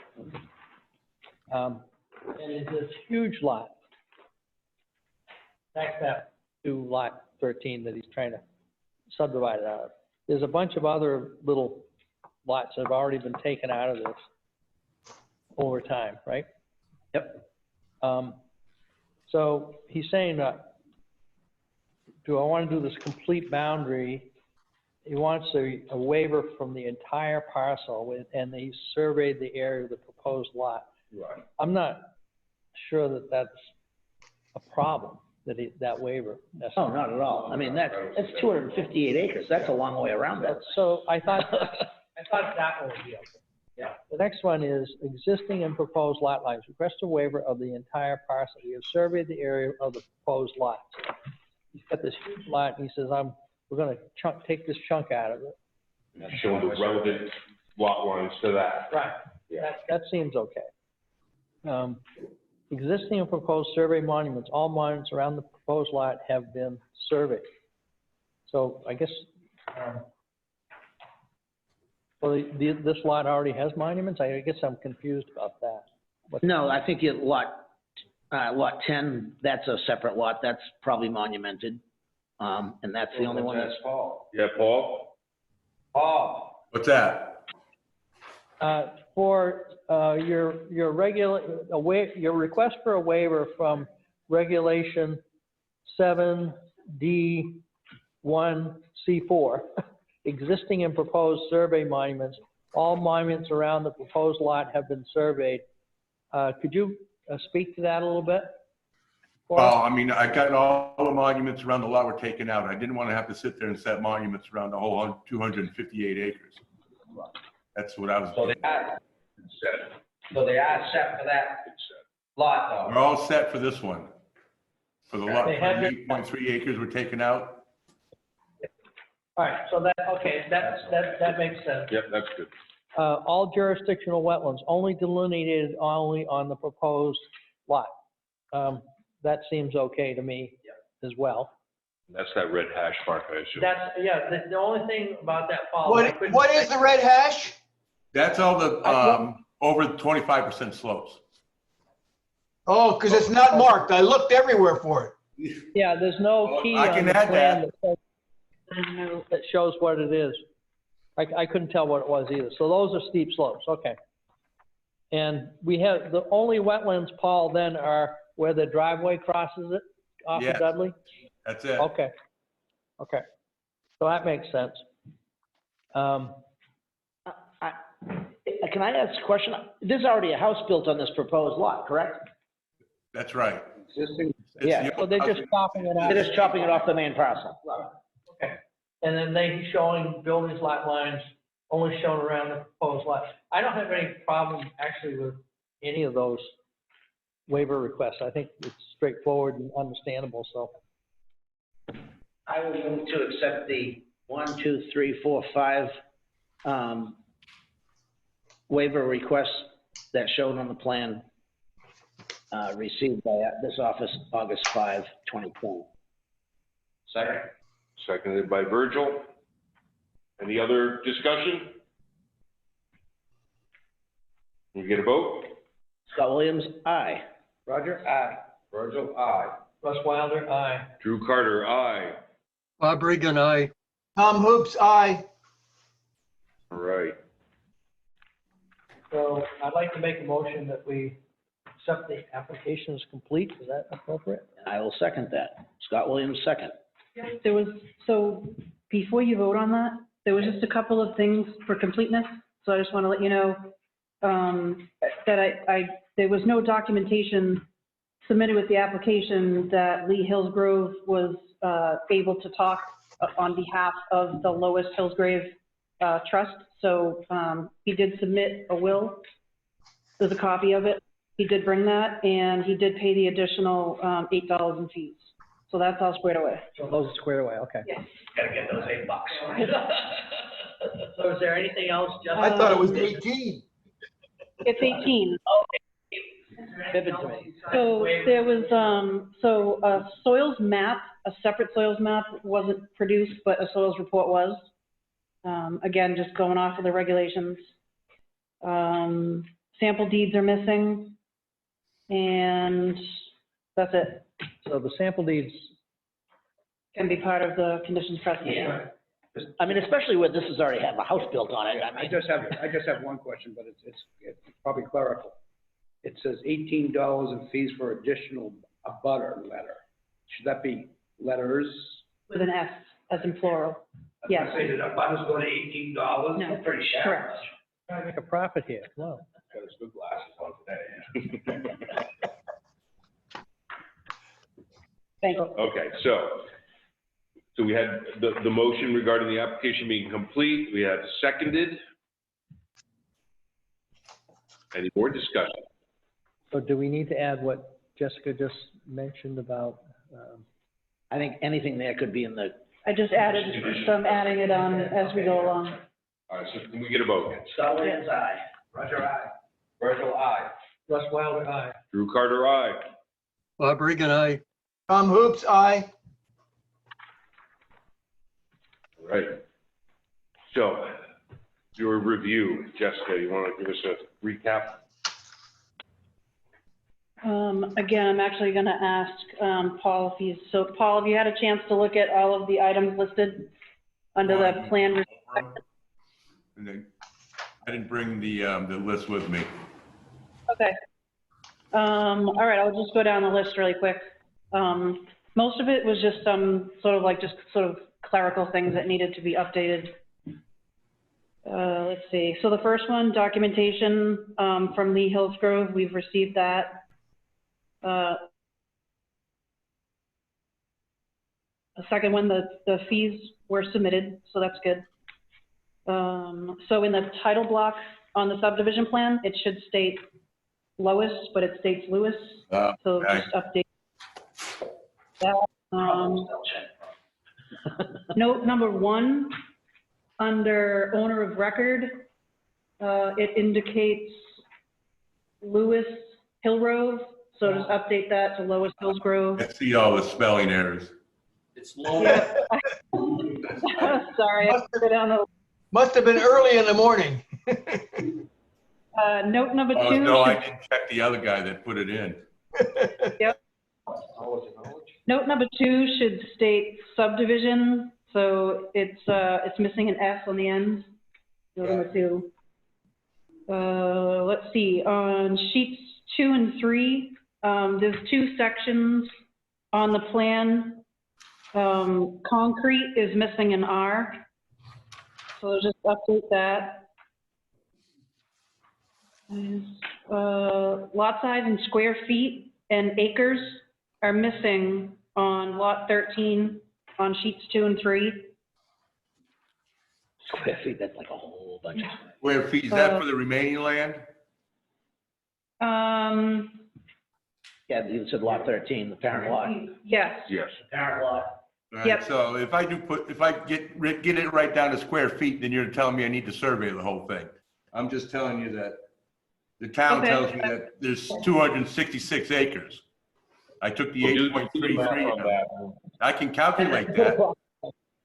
Do the math on it and say approximately X number of square feet. All That would right. satisfy me. All right. 43560.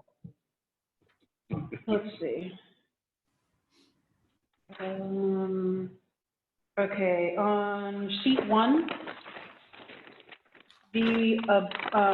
at the top where the abutters list is, tax map 5, lot 5 is missing from that list, so just add that.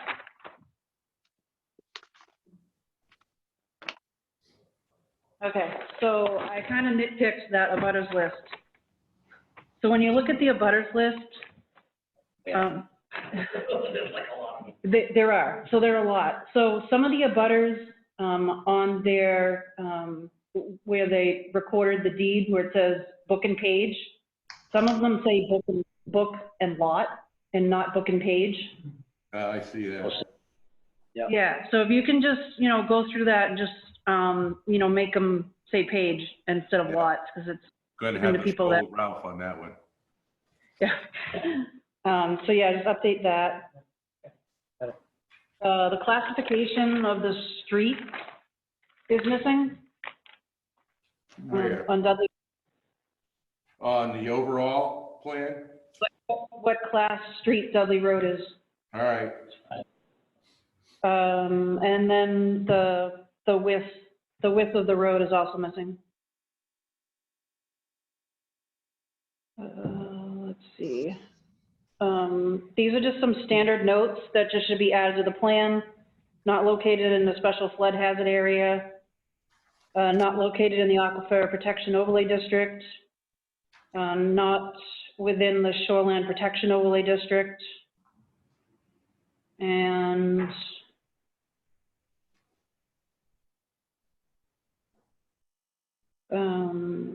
just what's listed in the regulations, I usually have you note whether or not future development is potential just because it remains a large lot. And that's about it.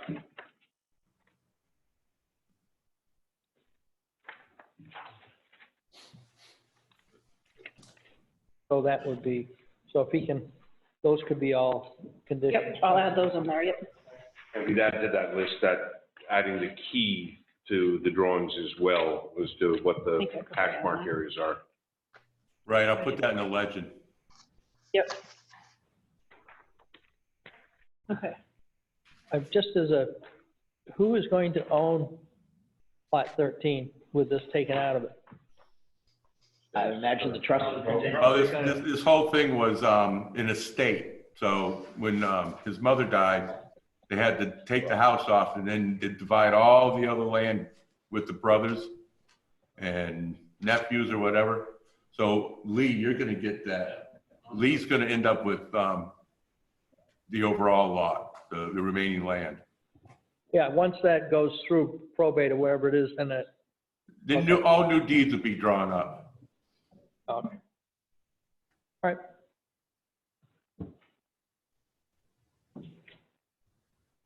All right. Is there anything else? No, Paul, you got anything else you want to add or? Not really. This is pretty simple, I thought. Yeah. All right, so open up for public. Do we have any public, Josh?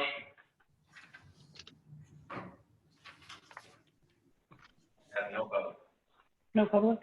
Having no public present. All right, and we close the public session. And then again, active and substantial development.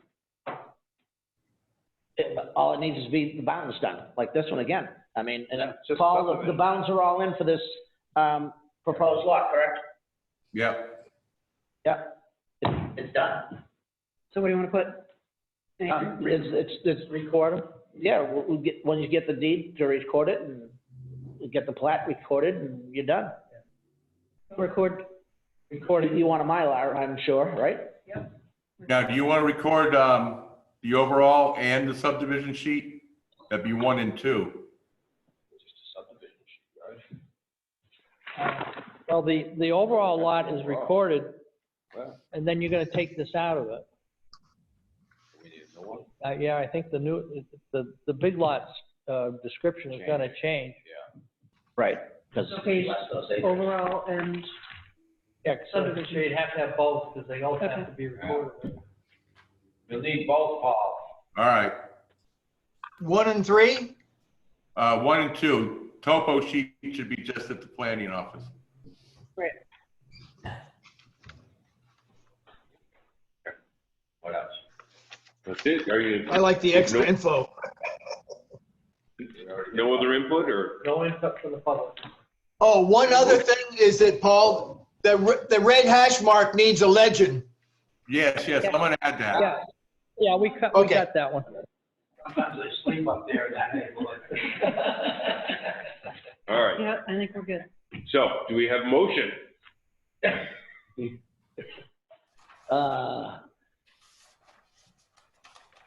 Everybody gets a Motion, turn. we approve B 20-12 for a minor subdivision of Lowe's Grove and revocable trust, the precedence.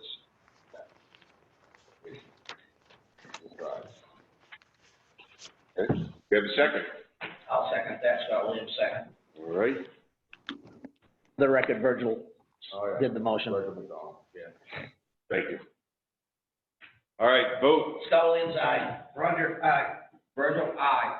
Bush Wilder, aye. Drew Carter, aye. Bob Regan, aye. Tom Hoops, aye. All right. And there we go. Thank you, Paul. Thank you. Thank you, guys. Lee, it was great to see you, that little poke around the corner. You can turn the fire alarm back on. Oh. Want anybody to see All all three of you wear well, so be careful. Have you seen that? Oh, Thank All you. right, so we're going holding a rifle or musket, it's too, okay. to other business. We have old business updated, the all construction observation guidelines and site plan regulations. I'd be willing to accept a motion to table that for another meeting. Do we actually have to vote on that? I don't think you really. I don't really think we do either. Continue. And then under new business, we have the road approval for case 96-26, Hopewell Road, Bear, map 21, lot 5. So, I'd like to open the discussion on this one. Do we have Mark Sargent, I guess?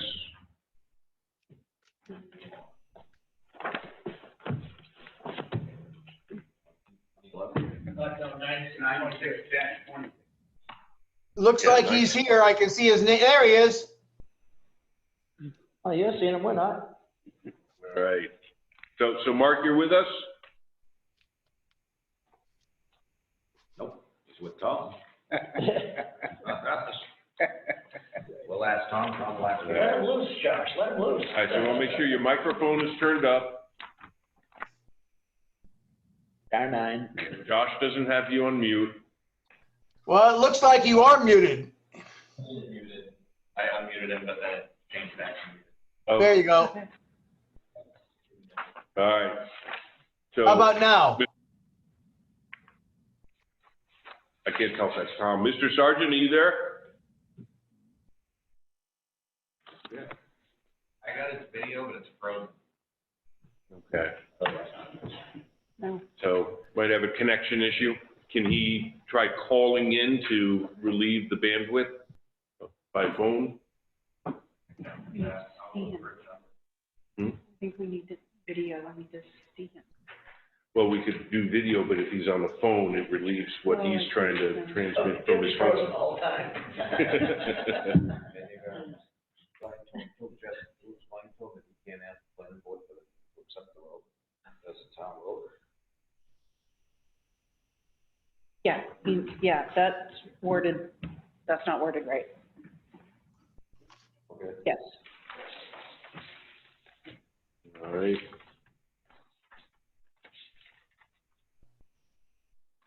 He's still frozen? I don't even have video. It still shows him connected, but no video. Let me try to change him back to attendee. See if it'll reset it. Hang on. Now he's moving. Oh, Tom, you're the only one that hears all this, sees all this. All right, let's try again. That's Tom. Hi, Tom. All right, can you hear me? Yep, Oh, yes. Right. there you go. You too. Long time no see. Yeah, it's been a while.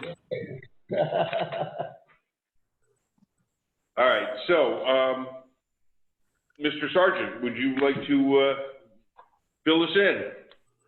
Well, I've been doing this for a long time and I've never done one of these road acceptance things. So this is a new experience for me. So I'm not sure exactly what to say, but I can tell you that this is a road that essentially runs from Roberts Cove Road down to Clay Point. There's, well, originally there was 12 lots through there, but some of them have been consolidated and such, and some aren't never going to be built on. But back in, I think, 1994, originally presented this subdivision to the board, and it was approved sometime in 96 or 97. I kind of, lose track of stuff like that. And road construction commenced in 98, and I think it was completed in 99. And at that time, there was a reconfigured. Let me step back for a second. The original road, Hopewell ran, well, Brickyard Cove Road ran from Roberts Cove down to the lake. Hopewell Road kind of ran off to the right. And after Hopewell Road was improved, I think they renamed the whole thing from Roberts Cove all the way down to Clay Point as Hopewell Road. So we made improvements on Hopewell Road, or Brickyard Cove Road, which is a Class 6 road. Constructed Hopewell Road all the way down to Clay Point. Everything was completed, I think, around 1999. And then the Bears maintained that road from 1999 until the present date. And so now the Bears have moved away from the property. They would like to relinquish that responsibility. Currently, right now, they do share, the owners of all the lots down there do share responsibility, but that's only been going on for about a year now. And so we had several conversations. I think we started this thing about a year ago that we originally started talking about this, and I met with Liz Dion and Ken Roberts and Jim, I forget the town attorney's name, and discuss what it needed to be done here. We were going to have a site walk late last year with you folks, but unfortunately snow got in the way and that was postponed. I did have a site walk with Ken Roberts at one point, and Ken pointed out a few things he wanted to see done. That included trimming some of the trees along the very end of the road and doing some crack sealing. We also did some testing on the road just to make sure that the pavement depth was up to par, and the pavement depths actually exceeded what the minimum requirements. It was over 3 inches in every spot that we checked. So in a nutshell, what we'd like to do is essentially have this road approved by the town. And I guess there's 2 phases, my understanding. One phase would be that section that runs essentially what the Bears owned at the time down to the lake, which at that time, back in the late 90s was known as Hopewell Road, would have to be accepted as a new town road. And then the portion that runs from Roberts Cove down to what used to be the intersection of Brickyard Cove and Hopewell Road is a Class 6 town road. So we'll have to petition the selectmen to accept that portion of the road. So that's what I got to say. So had any questions, be happy to answer. Board? What KV Partners prepared this, are we gonna ask him for $43,000? Yes. Why? That road's been there for 20 years. What is it on earth sense of that? It's the process, Scott. Well, it's not right. It's not right. We had the same discussion when Brad Jones was here with his subdivision, and you guys waived it, and you stated that you didn't want to start a precedence about waiving maintenance bonds. Maintenance bonds, which should have been collected 20 years ago when the road was built. Right. So in your regulations, when people come for final road approval, a maintenance bond is required for 18 months at the time that road approval is requested at a meeting. Under section J, under security, subdivision regulations. Well, we can waive that. Going by the regulations. And you guys have to come up with some rhyme or reason as to why you're not gonna require it, just so that you're consistent in the future. If you're gonna start not requiring that for certain people, I would like for you to be able to state specifics as to why you're not, just so it's clear, so that when the next person comes in and they say, hey, how come you're requiring a bond for me? The other two people that you just had road approvals, you didn't require one, just so it's clear and so that people are aware of why. Brad Jones's subdivision, that road has been there for, I'm gonna guess 10-ish years now. And I think that's why we waived that, because the road has been there. I mean, I would even, and I don't know if Mr. Sargent would be interested in this, but postpone the 18 months that the selectmen will take it over and let it go for another 18 months. That's gonna be cheaper than giving $43,000. Well, you're not giving necessarily 43,000. You're giving a surety. It might cost $500 to get that surety. Well, that's true, but you got to go through all the hoops to get that surety.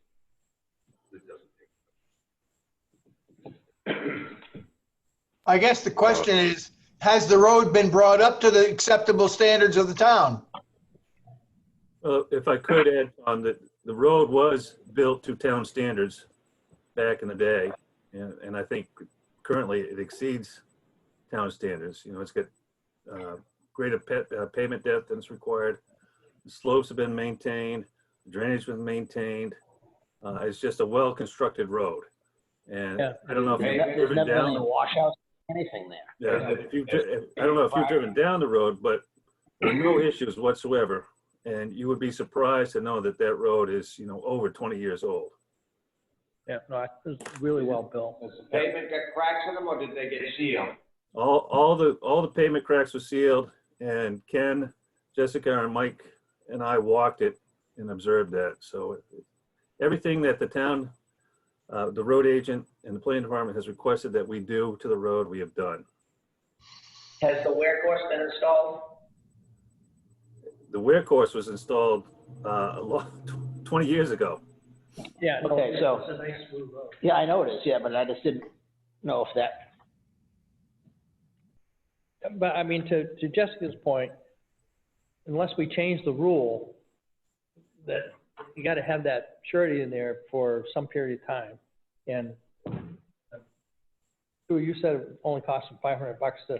Yeah, it's usually 1%-ish for. Right, and can I just say one more thing to what I mentioned earlier? So the precedent that so the way you guys waived the bond requirement for Brad Jones was because there was that letter that was submitted from Sharon Penny that stated different requirements compared to what the regulations stated. And that was what your motion was, to waive the bond requirement, was because Sharon Penny stated something different, and it was less than what the requirements actually require. Right. And that's what you voted on, and that's what the motion was. Okay, so that's different. Just to clarify what that was. It wasn't the reasoning because it was an old road or whatever. It was because there were different requirements given to Brad Jones when he asked, what do I need to do at the end of this? Oh, but in this case, in order for us to comply with what our rules are, the way they're written, the guy should spend $500 to put this thing out. Correct. That was my point as well. Right, and if we don't like that, we should change the rule. That would be a risk for the town. So this was, Correct. so this was built with no bond at all? There was a bond on the road throughout construction, and that was it, as far as I can see with the documents that I've been able to find. So there was a construction bond.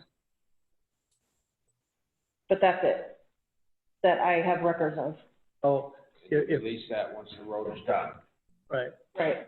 a year or so after the road's done, they'll release that. No record of it being released, Then right? they gotta bond it when we take it over? Is that what I'm understanding?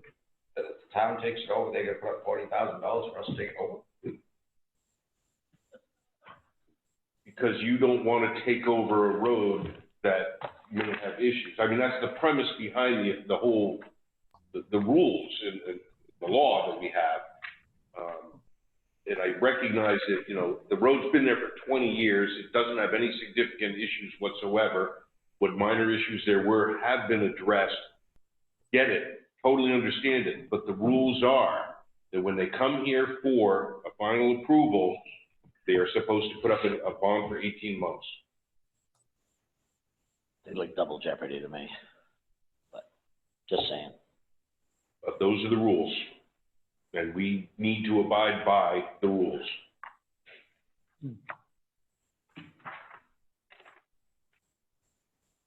And I think, you know, if we were doing these things, managing this whole process a little better going forward, we wouldn't have something that's sitting out there for so long, you know, which makes it look crazy. Well, some people, it takes time to do stuff too. I mean. Oh, true, yeah. Phases and But whatever. in this case, this road was done, it was done right, Slip through the cracks, long time ago. so to speak. They feel the cracks. But Keep up with it. here's a perfect case though, Scott, you know, this was built as a private road and it was going to remain private. Unfortunately, Bob died and Gary sold off. So change of plans in life. But we're not No, allowed to say the word private. Now the idea is, well, it's going to, they're proposing to make it a town road. Now, it's been private for 20 years. It was. We don't do private now. Okay, anyway. So, Close to the L.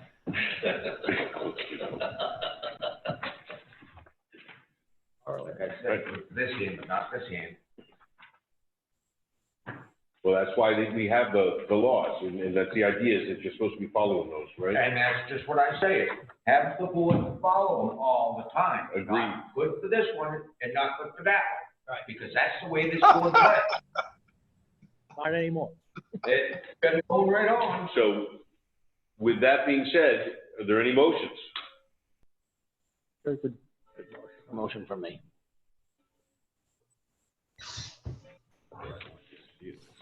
I'll make a motion that we request the bond for 43,800. In accordance with the rules as they stand now. That what this is all about, is the bond, is, I mean, Yeah. Yeah, because it still has to go before the selectmen to be accepted as a town road. Part of it has to be laid out, Mark said. I'm sorry, Tom? I think, didn't you say part of it, the lower part of it down to Clay Point has to be laid out? Well, there is two portions of the road. There's the old Brickyard Cove, which we improved, which is class 6, which is a petition to the selectmen to accept that. And then there's the new portion for acceptance, you know, from that intersection down to the lake. It would be the section that we're asking for tonight from you folks. One road or two roads? Yeah, now I'm a little puzzled. It's one road, and it is a little confusing because back, you know, in 1994, when the Bears first purchased this property, Brickyard Cove ran from Roberts Cove Road down, and it went kind of down the hill. It went kind of in a northerly, took a swing to the north along the eastern side of the lake. That was Camp Alton. Alton Road. That was Went to Camp Alton, basically. Well, Brickyard Cove, yeah, it went to Camp Alton. So now the Hopewell Road essentially was the Camp Alton Road. And when the improvements were made, for some reason, and I wasn't even aware of it until I saw the sign up there a few years ago, the road was renamed all the way from Roberts Cove all the way down as Hopewell Road. So there's two segments to it.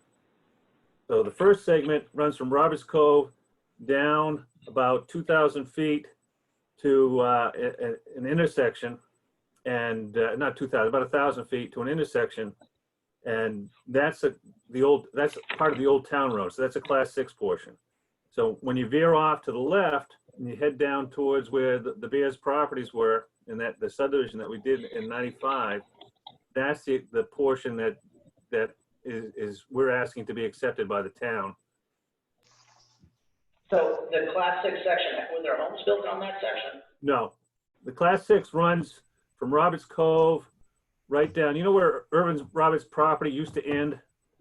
Yep. If you go down the hill, Irvin had a house right at the top of the hill on the left-hand side. And then there was a field that went down through there, and he's got kind of like a cabin that's down in the back of the woods there. That's where Brickyard Cove ran to. Then Hopewell took over from that. That's what I don't know if you've got plans. I presented plans or gave Jessica plans that show the 2 different sections. Yeah, I didn't present the. Nothing left of the old Hopewell estate, which would have explained a lot for people, but. You didn't, it's not in here, that's why I can't find it. Yeah. Right, the Brickyard Cove Road section is not in the package. So tonight we're only addressing the Hopewell Road portion of. Wait a minute, he's saying Hopewell Road, it's all Hopewell Road. That's why I'm confused. On paper, it's still Brickyard Cove Road. And that's the section that he's going to address with the Board of Selectmen. So what you could do, and you could. Because he's saying Hopewell Road goes all the way to Brickyard Cove, now down to Roberts Cove. If that's the case, and that's the whole road, and that's the whole road, he's put 2 roads into one on us. No, I did not put 2 roads into one on you. There's a sign up there that starts right at Roberts Cove Road that says Hopewell Road. Doesn't make it Hopewell Road. But the paper's showing us the road in there. I'm sorry? The map's showing us Brickyard Road down in there, not Hopewell. You're saying it's all Hopewell. I'm saying the sign says it's all Hopewell. If you look at the plans I gave to the town, there's a section that says Brickyard Cove, and then there's a section that says Hopewell Road. Right. As built Hopewell and as built Hopewell. Right. So if you look at page 1 of 2 on the as-built for Hopewell Road, way on the right is where you can see Brickyard Cove Road. But you're not considering Brickyard Cove Road at all then? No, that's currently a class 6 town road.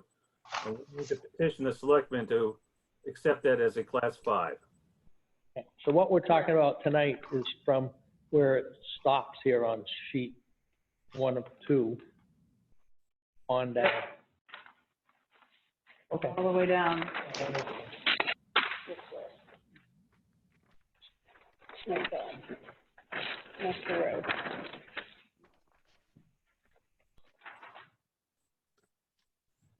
Yeah. 2 of 2, 1 of 2 and 2. So this is Hopewell. All of this is Hopewell Road. That section over there is a class 6, and he's gonna go in front of the selectmen to have them upgrade it from a class 6 to a class 5. Good luck with that. That's a whole separate process. That section's been a process for decades, I know. okay? So that's not what's into consideration tonight. What you guys are looking at It's just is from here all the way up there. Yeah, sorry for the confusion. It's, Motion on the floor. so I have some proposed conditions precedent. I don't know if you want me to go down. You can get the motion second. Yeah, so I think what I'd like to do though is just, because Tom had made a motion and just for the sake of clarification, Tom, can I offer an amendment to state that that is the Hopewell Road that we're referencing in your motion? You may make any amendment you'd like. So what he's referring to in his motion is Hopewell. Is Hopewell Road. As shown on his plan. Yes, thank you. So do we have a second for that motion? I'll second. All right. Now we have some discussion, which I think we covered. We already had a discussion, I think. And conditions precedent, Jessica, you. Yeah, so I had listed some on the plan review. No, well, No, you we didn't. don't want to vote till we know what the conditions precedent are of our vote. So number one, Mark's gonna submit updated as-built. Just so we have that on record. There was, an easement location way at the end that got changed. So he's just gonna fix that and submit the large size plans. Hey, Mark, I have a question for you on condition precedent number 2 that I had listed. When we were on that site walk, you had mentioned that you received a letter from the third abutter. Do you have that? The third abutter is the Bears. The Bears own Okay, was, the strips of property on that side. So I have the other two, but I guess I could get a letter from the Bears if that's what you require. I mean, if that's not, if that's not necessary, I wasn't sure about that. I didn't know if that was something that needed to be submitted or not. Well, the Bears are the ones making the petition, so I'm not sure, but I'm certain if that's required, I could ask them, and I'm sure they would put submit a letter saying they agree Right, to it. that submitted the other 2, so I was just trying to tie up loose ends, that's all. Okay. Number 3, so I had just sent you the invoice from KV Partners, and there could be a potential for a second one for this bond estimate. I'm not entirely sure, so just so that you're aware that there's just some payment from the escrow account to just pay the town engineer. Okay. And then number 4 was the warranty security. $43,800. And evidently this section requires sort of a deadline from the planning board to come up for him to submit these items. You want to give him some time in order to submit. We'll give him another 20 years. I won't be here then. Oh, come on. Come on. Mark, in all reality, how long do you think it would take for you to satisfy all these conditions precedent? If I had 30 days, that'd be more than enough, but the only thing I'm unsure about is the bond. I don't think it's going to be an issue, but the issue is it involves, several parties now, not just the Bears, because the Bears don't own any property down there anymore. They sold their last lot. So maybe I should ask for 60 days just to make sure the bond stuff is in order. Okay, I think that's reasonable. I'm reading here also is that we're asking KV Partners to go to other people and get the inspections that were done. Who's paying that bill? Because it shouldn't be them. Yeah, no, they didn't pay, KV Partners doing this? KV Partners didn't charge to talk to Mark to get information. I'm talking about this other Right. company here that was, I lost it here, but it's, What are you looking at, Scott? page 2, On, right on the little page above the December meeting. what was that? The meeting, what are you looking at, meeting summary? Nally was asked to get the copy of the inspections. Yeah, that was Novus. He was to talk to Novus engineer. Right. Yeah, So he did that gratis? yeah, because we couldn't find the contents of the file. I actually So, did yeah. that spot. So Right. all And that's been done. All that's Yeah, Mark's information to me. Make sure that they're not charged. Yeah, no, Mike reached out to Novus. Yep, You're right. no, I agree. They'll do better. Kind of helped file together. So the heave ho and it goes in the dumpster and then goes everything. Yeah, so I've tried to compile as much as I can. as much as you possibly can. I mean, because it's not here. We have a motion, we have a second, So 60 days? Another question. I'm sorry. Total length of Hopewell Road is approximately 4,000 feet. It says 3,200. Require a dead-end road shall not be permitted to exceed 2,500. What are you reading from? Page 1 of it. Mark Sargent, Richard Bartlett Associates, IJB Engineering LLC. October 25th. And this states about 3,200 feet on this KV Partners Yes, thing. The road predates the requirement. Yeah, probably. Guess that's as good an answer as any. No. You sure, Tom? The road predates the requirement of 2,500 feet maximum. Why did you put 20 feet in?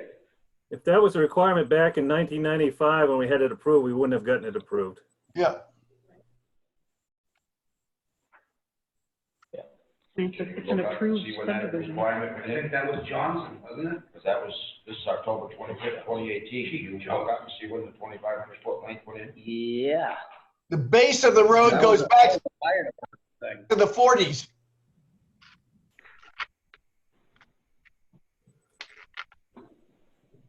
That was the length of the road, and there was guardrails, all came in then. The driveway stuff. Try not to, look up and see when the date was. Should. Just So you should know, he was right before you, wasn't he? Or right Yeah. after you? before me. Weren't we working off the assumption though that this whole road was originally built and subdivided back? Actually, this road was there when Hector was up because the service, the camp, and they just expanded the road to be a road, not a formal road.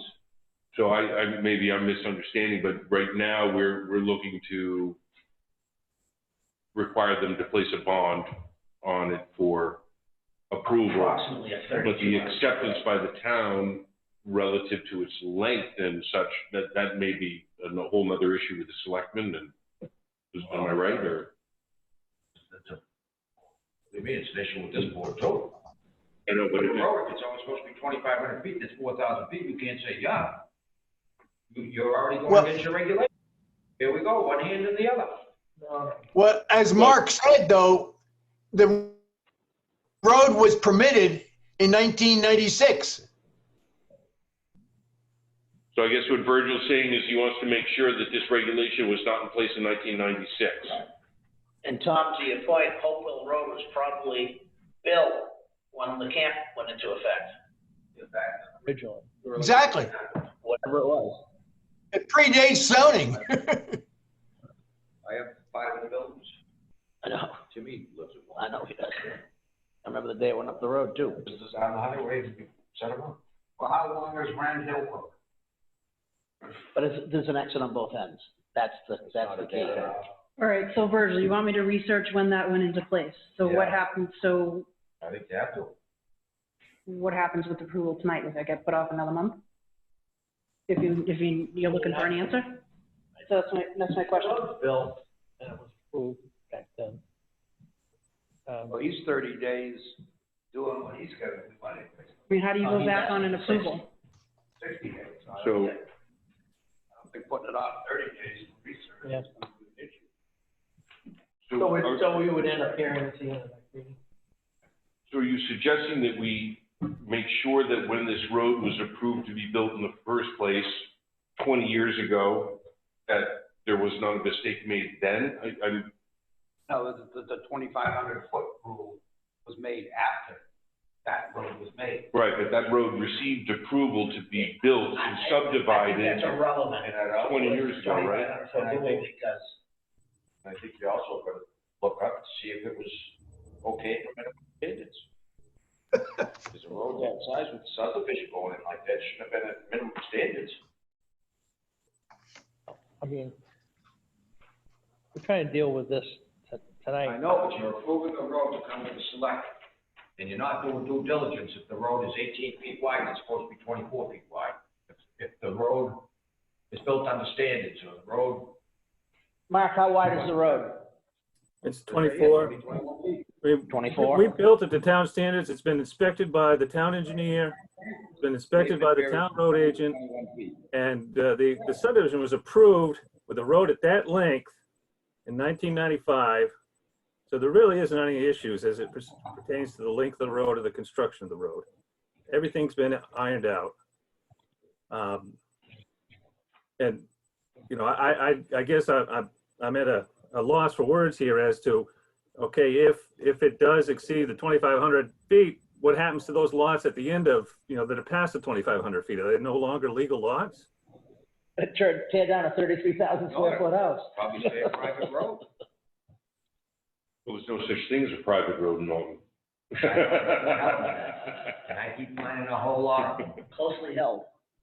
I keep finding a whole lot of them. I'm working on one now. It's about 2,500 feet long, private road. And it's got a lot at the very end. All right, so is that what I'm doing? Doing some research, and you guys are gonna continue? Well, I guess I'm But what are we gonna do if we still have a motion and a second out there. You know, So, I personally feel though, where the planning board approved this, whether the road was 10 feet long or 5,000 feet long, the planning board approved it. End of story. No matter what. No matter what. What we have in front of us here is engineers say the thing's built from. And it should be Yeah. accepted. My only beef is the 40,000 bucks.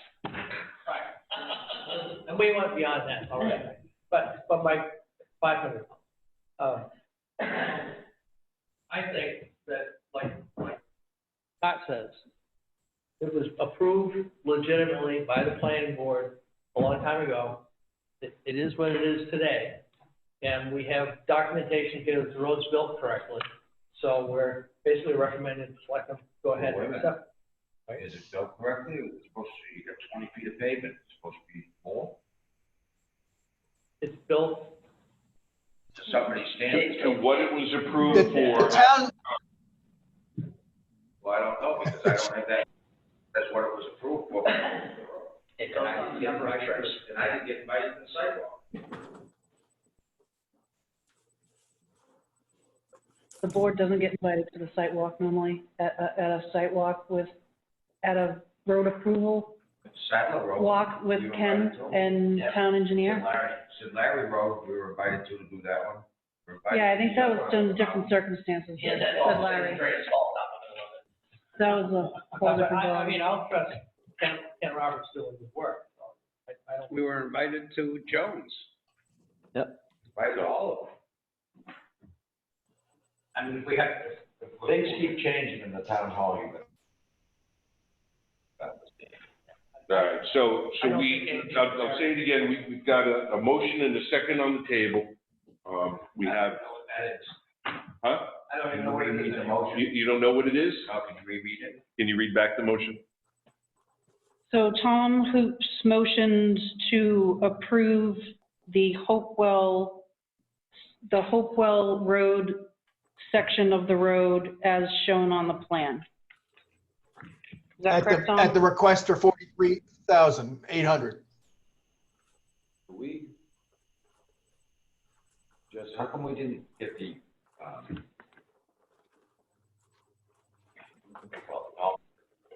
for the layout when this originally went in? You must have had them when you did the sidewalk, What do you mean? what the road was supposed to be laid out like, and width and everything. Yeah, I gave you the as-built plans. You say the original design Yeah. that it was built The to. sidewalk to make sure it's the same, and to make sure. The town engineer looks at the as-built, and he's the one that says it was built according to the approval of the subdivision plan. So when you get the as-built, it's confirmation that the original subdivision approval is what's written on the as-built. That's why you didn't get sort of a previous thing. It's confirmation of, between the town engineer and Ken. He takes a look at it as well. An as-built is what you did, but an as-built is what exists. It's not necessarily. The as-built is the real McCoy. Right, that's what you did, and the approval was up there. Right, and if there's any significant deviation from the approved drawing, that would have come up in theory in the engineer's report. Correct. So, Right, it did not. so we have, with that motion, there were some conditions precedent, right? And we decided 60 days to satisfy those. Okay.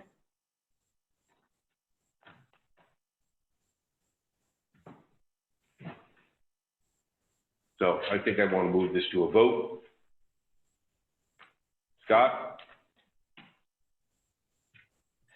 Scott Williams, aye, begrudgingly. Only because of the money. I'm gonna say it the one last time. Roger, aye. Virgil, nay. Chris Wilder, aye. Drew Carter, aye. Bob Regan, aye. Tom Hoops, aye. Okay. All right. Thank you. Thank you, Mark. Thanks, Mike. We'll see you next time when it's time to extend your site Yeah. plans. Okay. Good night, everybody. Good night. Hi, Mark. All right, so we also have voluntary lot merger case, calling case P20-11, Lee and Tamara Monks, lot, map 43, lots 44 and 45. So I think we have the applicants and Brian Bailey. Are they on the line, Josh? Can I ask a question? Why isn't this in the little blocks like we normally have? So, because this doesn't go in front at a meeting for a public hearing like the cases do. Okay. Specifically, that includes public input, you know, that needs to go in a public hearing section on the agenda. So this is just, this falls under, yeah, it does. It just falls under other business because there's no public input, there's no abutter notification, newspaper, et cetera. It's just more or less board business. Yeah. If approved, don't forget to sign that. I'm gonna put that right there for now. So do we have Brian Bailey here? I know Brian was trying to come on. I don't know if he made it or not. I am Tamara Monks. Hello. Hi. And of course, there's Tom. How come Tom gets a picture every time? All the time. Yeah. Brian is coming, I think. Here he is. Tom gets a sneak peek on everything. Well, I'm closer to the screen. Actually, when you do it remotely, you do see more stuff. Was that right? Hey, Brian, say hi. Good evening, yes. Right. Right. Face only a mother can love. I hear you all very well. I hope you hear me. Yes.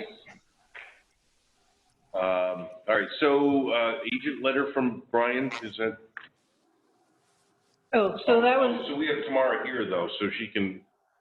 Right, so my question to that was, when the application was submitted, there was no agent letter for Brian to speak on behalf of Tamara and Lee Monks. So if Brian's gonna speak, then just officially for the file, if Brian, you could submit an agent letter, just so we have it in Can the I give file. it to him verbally at this meeting? For this meeting, yeah. Yeah, you can email me something. That would be fine as well. I I got just some. would like to, I just want to be clear on Arcadia Lane. Arcadia Lane, as you go Trask Road and you turn sharp by the waterfront, is that little gate that goes down in, is that what it is, Mrs. Monk? Ms. Monk? Sorry, I was trying to text. What was your question again? I'm usually really good on roads, and this one has me baffled. Arcadia Lane, it's off Trask Road. Correct. Does it turn in kind of like by Steve Parker's house down in that little thing, there's a gate across the road? There's not a gate across the road. You remember where Keith King lives? Or where Keith lived? Keith King with the schooner? Keith King. With the schooner, they used to have that. Oh, yes, oh, way up that end. Okay. Yeah, so right there is the entrance in front of Keith's house is Arcadia Lane. Okay. And then it almost goes basically curves down and then we're right there next to Cavian. Yeah, you're almost a foot Yeah. Well, no. In a ways. Well, it's just up against Camp Cabian's southern boundary. And all private right Cut it Mostly help. And that's gonna be one of my questions, by the way, is does this Actually, provide right of, does it provide a right of way for Camp Cabian? Do they have a right to pass over that? Based on the deeds, I don't believe so. I'm trying to send a note over to Jessica now to let Brian speak. We've reviewed Just the deeds to the abutting lots, and there is no right-of-way mentioned in the KV deed and/or the surveys of record utilizing any part of Arcadia Lane. okay, so they don't have a right to get through there onto Cabian's property, right? That's correct, they do not. Okay. And lot 44 and 45 is the termination of Arcadia Lane. Just before it, actually, the deeds from Mr. Melanson originally granted fee title to lot number 1, which is on the road. And then, as is contained even in today's current deed, to the back lot, it includes the 50-foot wide right-of-way, which is between those two lots. Melanson's original deed conveyed it out in fee. Okay. It was the end of the road, as it were. So that was a long way to say yes, was it? To the end of Yes. the- Around the lake is just. Brian always has a gift of gab.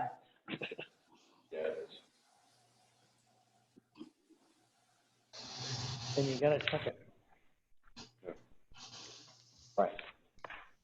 So were you gonna have, we gotta get permission for Brian Bailey to speak. Well, that's, I got it. Yeah. I mean, we You can go ahead and speak as long as I just get it, I get it. Her verbal is just fine. give us verbal for the sake of the meeting. We'll follow it up Yeah, with the written. and later.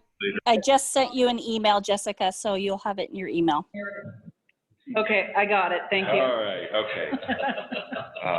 Yeah, what was it? The road stops at the 40, that's there. So now the road will stop at the intersection of 43 and 42, I believe. Is that That's what I heard. Yeah, so it's all one big thing. Yeah. And it's 50 foot wide. Yes, it is. Board have anything else on this one? I mean, as long, my only concern was whether somehow there was a right of way getting messed up. Yeah. And that's a valid question. Yeah. Well, is it a valid question? Was it answered? Yes. Yeah, Brian gave a pretty good answer. So it might be worthwhile, by the way, because, we had this issue before where somebody had a right and they wouldn't, the Legion, Anyway, could I ask that Brian just sort of, for the record, write what he said so that we know that we're not approving If you've been asking, something, trying to, because I looked at it on Google Earth this afternoon, and there's a little road that goes off sort of the up the side Route 44, and it looks like it connects to the end of Acadia. And when I've been talking to Ken Robbins over at the camp on other stuff, I thought they had some sort of access in on that. I can answer that. Yeah. My husband and I had that graded so that we could get up to the barn that's on the back property. Okay, so that's not Cabian's thing? No, that's our little way to get up there. The washout happened, and so we had to have that shored up, and we had it better built so that we could get up to that barn area. Okay, so Cabian's never been going through there to get into any of their land then? No, the only time they came into our land to get to their land was to take a tree down the other week. Oh, okay. That was falling into our Good. property. All right, good, thank you. Mr. Chairman, can I address this comment? Yes. So I did have questions on this, and I did reach out to Tammy Monks and with Brian Bailey. And he did email me and so sort of confirmed that, that they do own and fee the 50 strip of land. So I do have that confirmation in the file. We spoke Okay, I a feel little bit back and forth. Yeah, I feel better about that. Okay, Yeah, good. so that was sort of my questions. I wanted to make sure it was sort of similar to one of the cases we had last month, just to make sure that that was confirmed. So how can we Yeah. call this a private road right away though? So old, I mean, these things are. I know, but we don't have them. It's reciting what Jim Cecil said.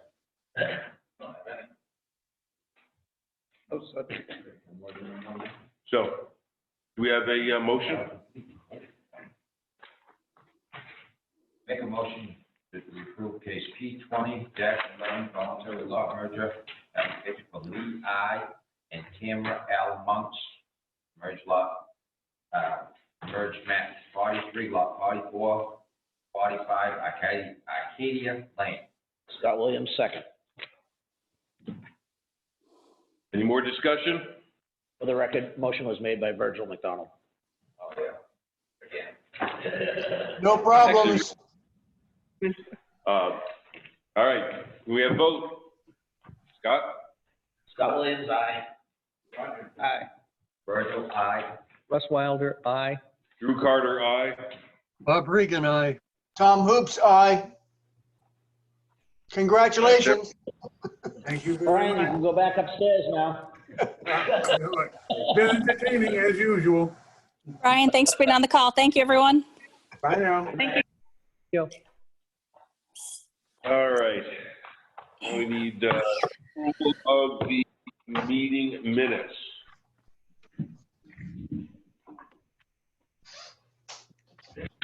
I read them through and have no problems with what was said. So is that a motion? That's a motion. I'll second that. All right, Scott makes a motion, Scott seconds.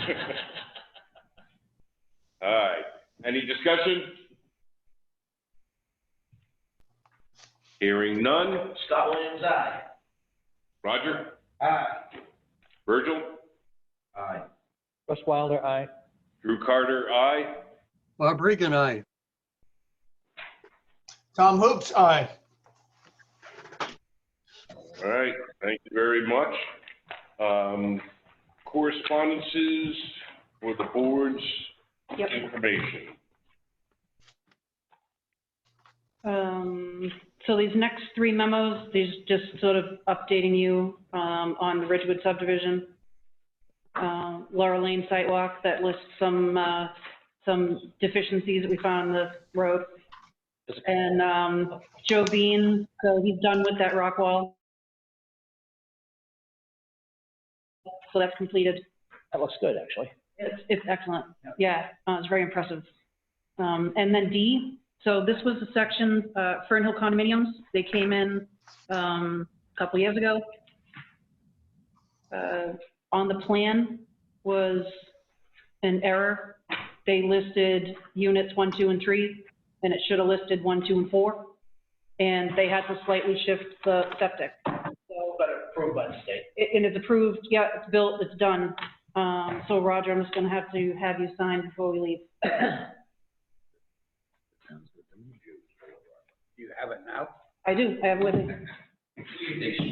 All right. Better get that hand warmed up. Yeah. All right, then we did add number 6 for the master plan committee. Yes, so it's extremely busy in the office and I need some help with my master plan committee members to help draft up the RFP so that we can get that moving along. I want to address that sooner than later. She help. She should help with that. That's her job. Yeah, I need to get something together. I was tasked with that, so. She put it back in your lap, in other words. That's what she does. Well, we have to work out subcommittees as well. I mean, that's. You ask for selectman member to come down and help? No, because right now, we're just at the very basics. It's a very just small I'd have to look back at my notes to remember, I think Russ and Bob and Tom were on the master plan committee. No, I mistakenly signed up for that, and I I know, I believe Russ, you had signed up for master plan committee? I did. And Bob Regan, you signed up for that committee as well? And I would ask the selectmen's rep to lean on the town administrator to help you properly do an RFP. Yeah, we're gonna Does draft, everybody agree with that? Absolutely. Absolutely. and we're gonna submit it to her, and yes, she's. Bob, Tom, you agree? Well, instead of submitting What's- it, why don't you have her help with it? Yeah, I think that's what actually was Right. Scott's Yeah, request. because you're gonna submit it, then it's just gonna be sent back and forth, have her help you with it, so everything's laid Yeah, out. so it's done once, and you don't become a drawn-out affair. Tell the elected board. No. What are you asking for in the We're RFP? asking Liz to help the planner create the RFP for the, What is the RFP? consultants. For the master plan consultant. That's what I agree. One of the things that I think we should be doing as master plan committee is thinking about what we want that consultant to do. In other words, what we're trying to get accomplished. And one of the things that's really important is getting really good participation from the citizens. So, In previous ones, and Tom, you can agree to this, we've had almost 100 people with some of them. I mean, the town has come out and helped. Don't get the people, you put it out there, change it. And you need to do. What, this are you at talking times. about a charrette? Yes. yeah, so, but as far as trying to get the RFP, the first step. Right. Yep. Is I think the master plan That's the part. committee needs to spell out, work into a little workshop and saying, these are the things that we want this RFP to make sure it accomplishes. But I think that the master planning committee could use some help in trying to craft what that is. And one of the things I've been thinking of is perhaps the New Hampshire Municipal Association has some resources that maybe Liz could help us work with to get it done right. Is there any movement to go back to the LRPC? No. That seems like a long shot, because we'd have to, UNH. I mean, we could try. UNH is all over on one side. Let's get a good cross-section. Municipal association might be a good resource. Yeah. All right, so I will reach out to the master plan committee members tomorrow morning. I'll send out an email. Yeah. And then we can sort of hash out, we can look at some dates. Workshop together. Yep. Who's on the master plan? I believe it's you and Bob and, I think it's Tom? We have like a Yep. public hearing. Yes, okay. Should we maybe, next month's meeting, think about this and maybe spend a few minutes at the end of the meeting for some topics and some way to go? Would that be helpful? One of the things that we could do as a group is present that at the end of one of our regular meetings, saying, here's what we've come up with so far, what do you think about it? And then, I think what you want to do is you want to get something started, and then you might want to invite in some other ideas. Some ideas. Yeah, but I yeah. think we got to get something going, that's all. Yeah. I agree, thank you. To get it off dead center is a tough thing. Oh, yeah. It's Yeah. gonna be a tough project. We'll tack that onto the agenda for next month. We'll get an update from the master plan committee. So one of the things that I'd like to say, that has occurred to me anyway, is that this whole COVID-19 has changed the way people view doing their work. And we have a lot of people in town that are starting to live here like full time. You can't get building permits, you can't get contractors, there's so much. Can't get lumber. Yeah, you can't get lumber. So I think It just cost you. what might happen, what may be happening is that our growth pattern may be changing. In other words, Oh, yes. Alton's growth pattern may be accelerating. Yeah, I think you're right, because the bedroom community, shall we say, we had a thrust that everybody's going back to the cities. Well, I think that's changed. And Yeah, to the suburbs. So if that's true, I think we really need to be really cognizant about how we want this place to look if that's going to happen going forward in the future. In 12 years, it won't be Main Street. Well, just so you know, the Zach is working on some things to help with maybe small houses and things of this. Yeah, yeah. And things of this we're gonna have to address, site loading, because to keep these affordable lot sizes have to come down small, but, and I hate to work it because, what is it, 19 there, those people are gonna be going out of their minds with this thing. Yeah, I mean, there's all kinds of things that it may affect. It may affect municipal services. If you're gonna do dense development, you may have to have some sort of sewage disposal. Yes. That might be, somehow. Yeah. I'm not gonna say how that might go, but, and water supply might have to be expended. There already is an ordinance in town that if a private person or entity needs to use town land for septic loading, was asked the Board of Selectmen. That's already there, because it happened with the pavilion, that was happening. But, there may be pressures, there may be regional pressures, for example, for us to join. Happened with the first laundromat. There Jack just took it over. Yeah, there may be pressures to join a regional sewage system, for example, which is a huge change. Ever heard of the Kentucky River project? Right. We had a lot of money saved for that. We had 300,000, it's all in the landfill. Yeah. That's But what I'm just saying is that there's some major things that could happen if we don't plan. Back in 1970, the federal government had 2% revenue sharing. We would have to pay 2%. But that being said, the face of Alton would be entirely different today. Oh, It would look like Guilford. Right. It comes to Ames Farm, that's where it stops. Right, so one of the things that I think the town does want to look like is like not look like Guilford or Meredith or something like that, where the sewer is. But that's a rabbit hole we're going down, but I'm just saying that it is a major, this master plan could be one of the most important ones that we do in a long time, so. I agree. There's lots of things changed, like after 9/11, where we got a lot more changes now than we did with 9/11. And just one other thing, Alton actually has pretty excellent internet service. Yes. I'm on TDS. And We're on the top of the line. And they have, they have fiberglass. And in the street, on my street, I got 2 providers. Wow. Most of the town has 2 providers. I have fiber optics right into my house. That's what I got, all underground into the house. Yep. And they service the, Stacy's internet, 700 megabytes. And I think they'll sell up to 1,000 now, I think. It's unbelievable. Or So you're gonna, I mean, that's a huge game changer, because you can do this stuff. Right. And it's working. Tom's on the end of the line. New That's why England- he chatters a little bit. The New Hampshire Co-op is going to be putting it in too, in the Yeah, next year. They want to. Gonna multiplex it right over. Sandwich ones. All right. I'm on an island, Which island are you on, Bob? Atlantic Broadband. Will you entertain a motion to adjourn? I certainly would. Scott has moved. Do I have a second? I have a lot of seconds. All those in favor? Scott? Aye. Roger? Aye. Virgil? Aye. Russ? Me. Drew, yes. Tom? Yes. Bob? Yes. You're telling you to go home, you dropped everything. For me, sign, is, I'll race you home.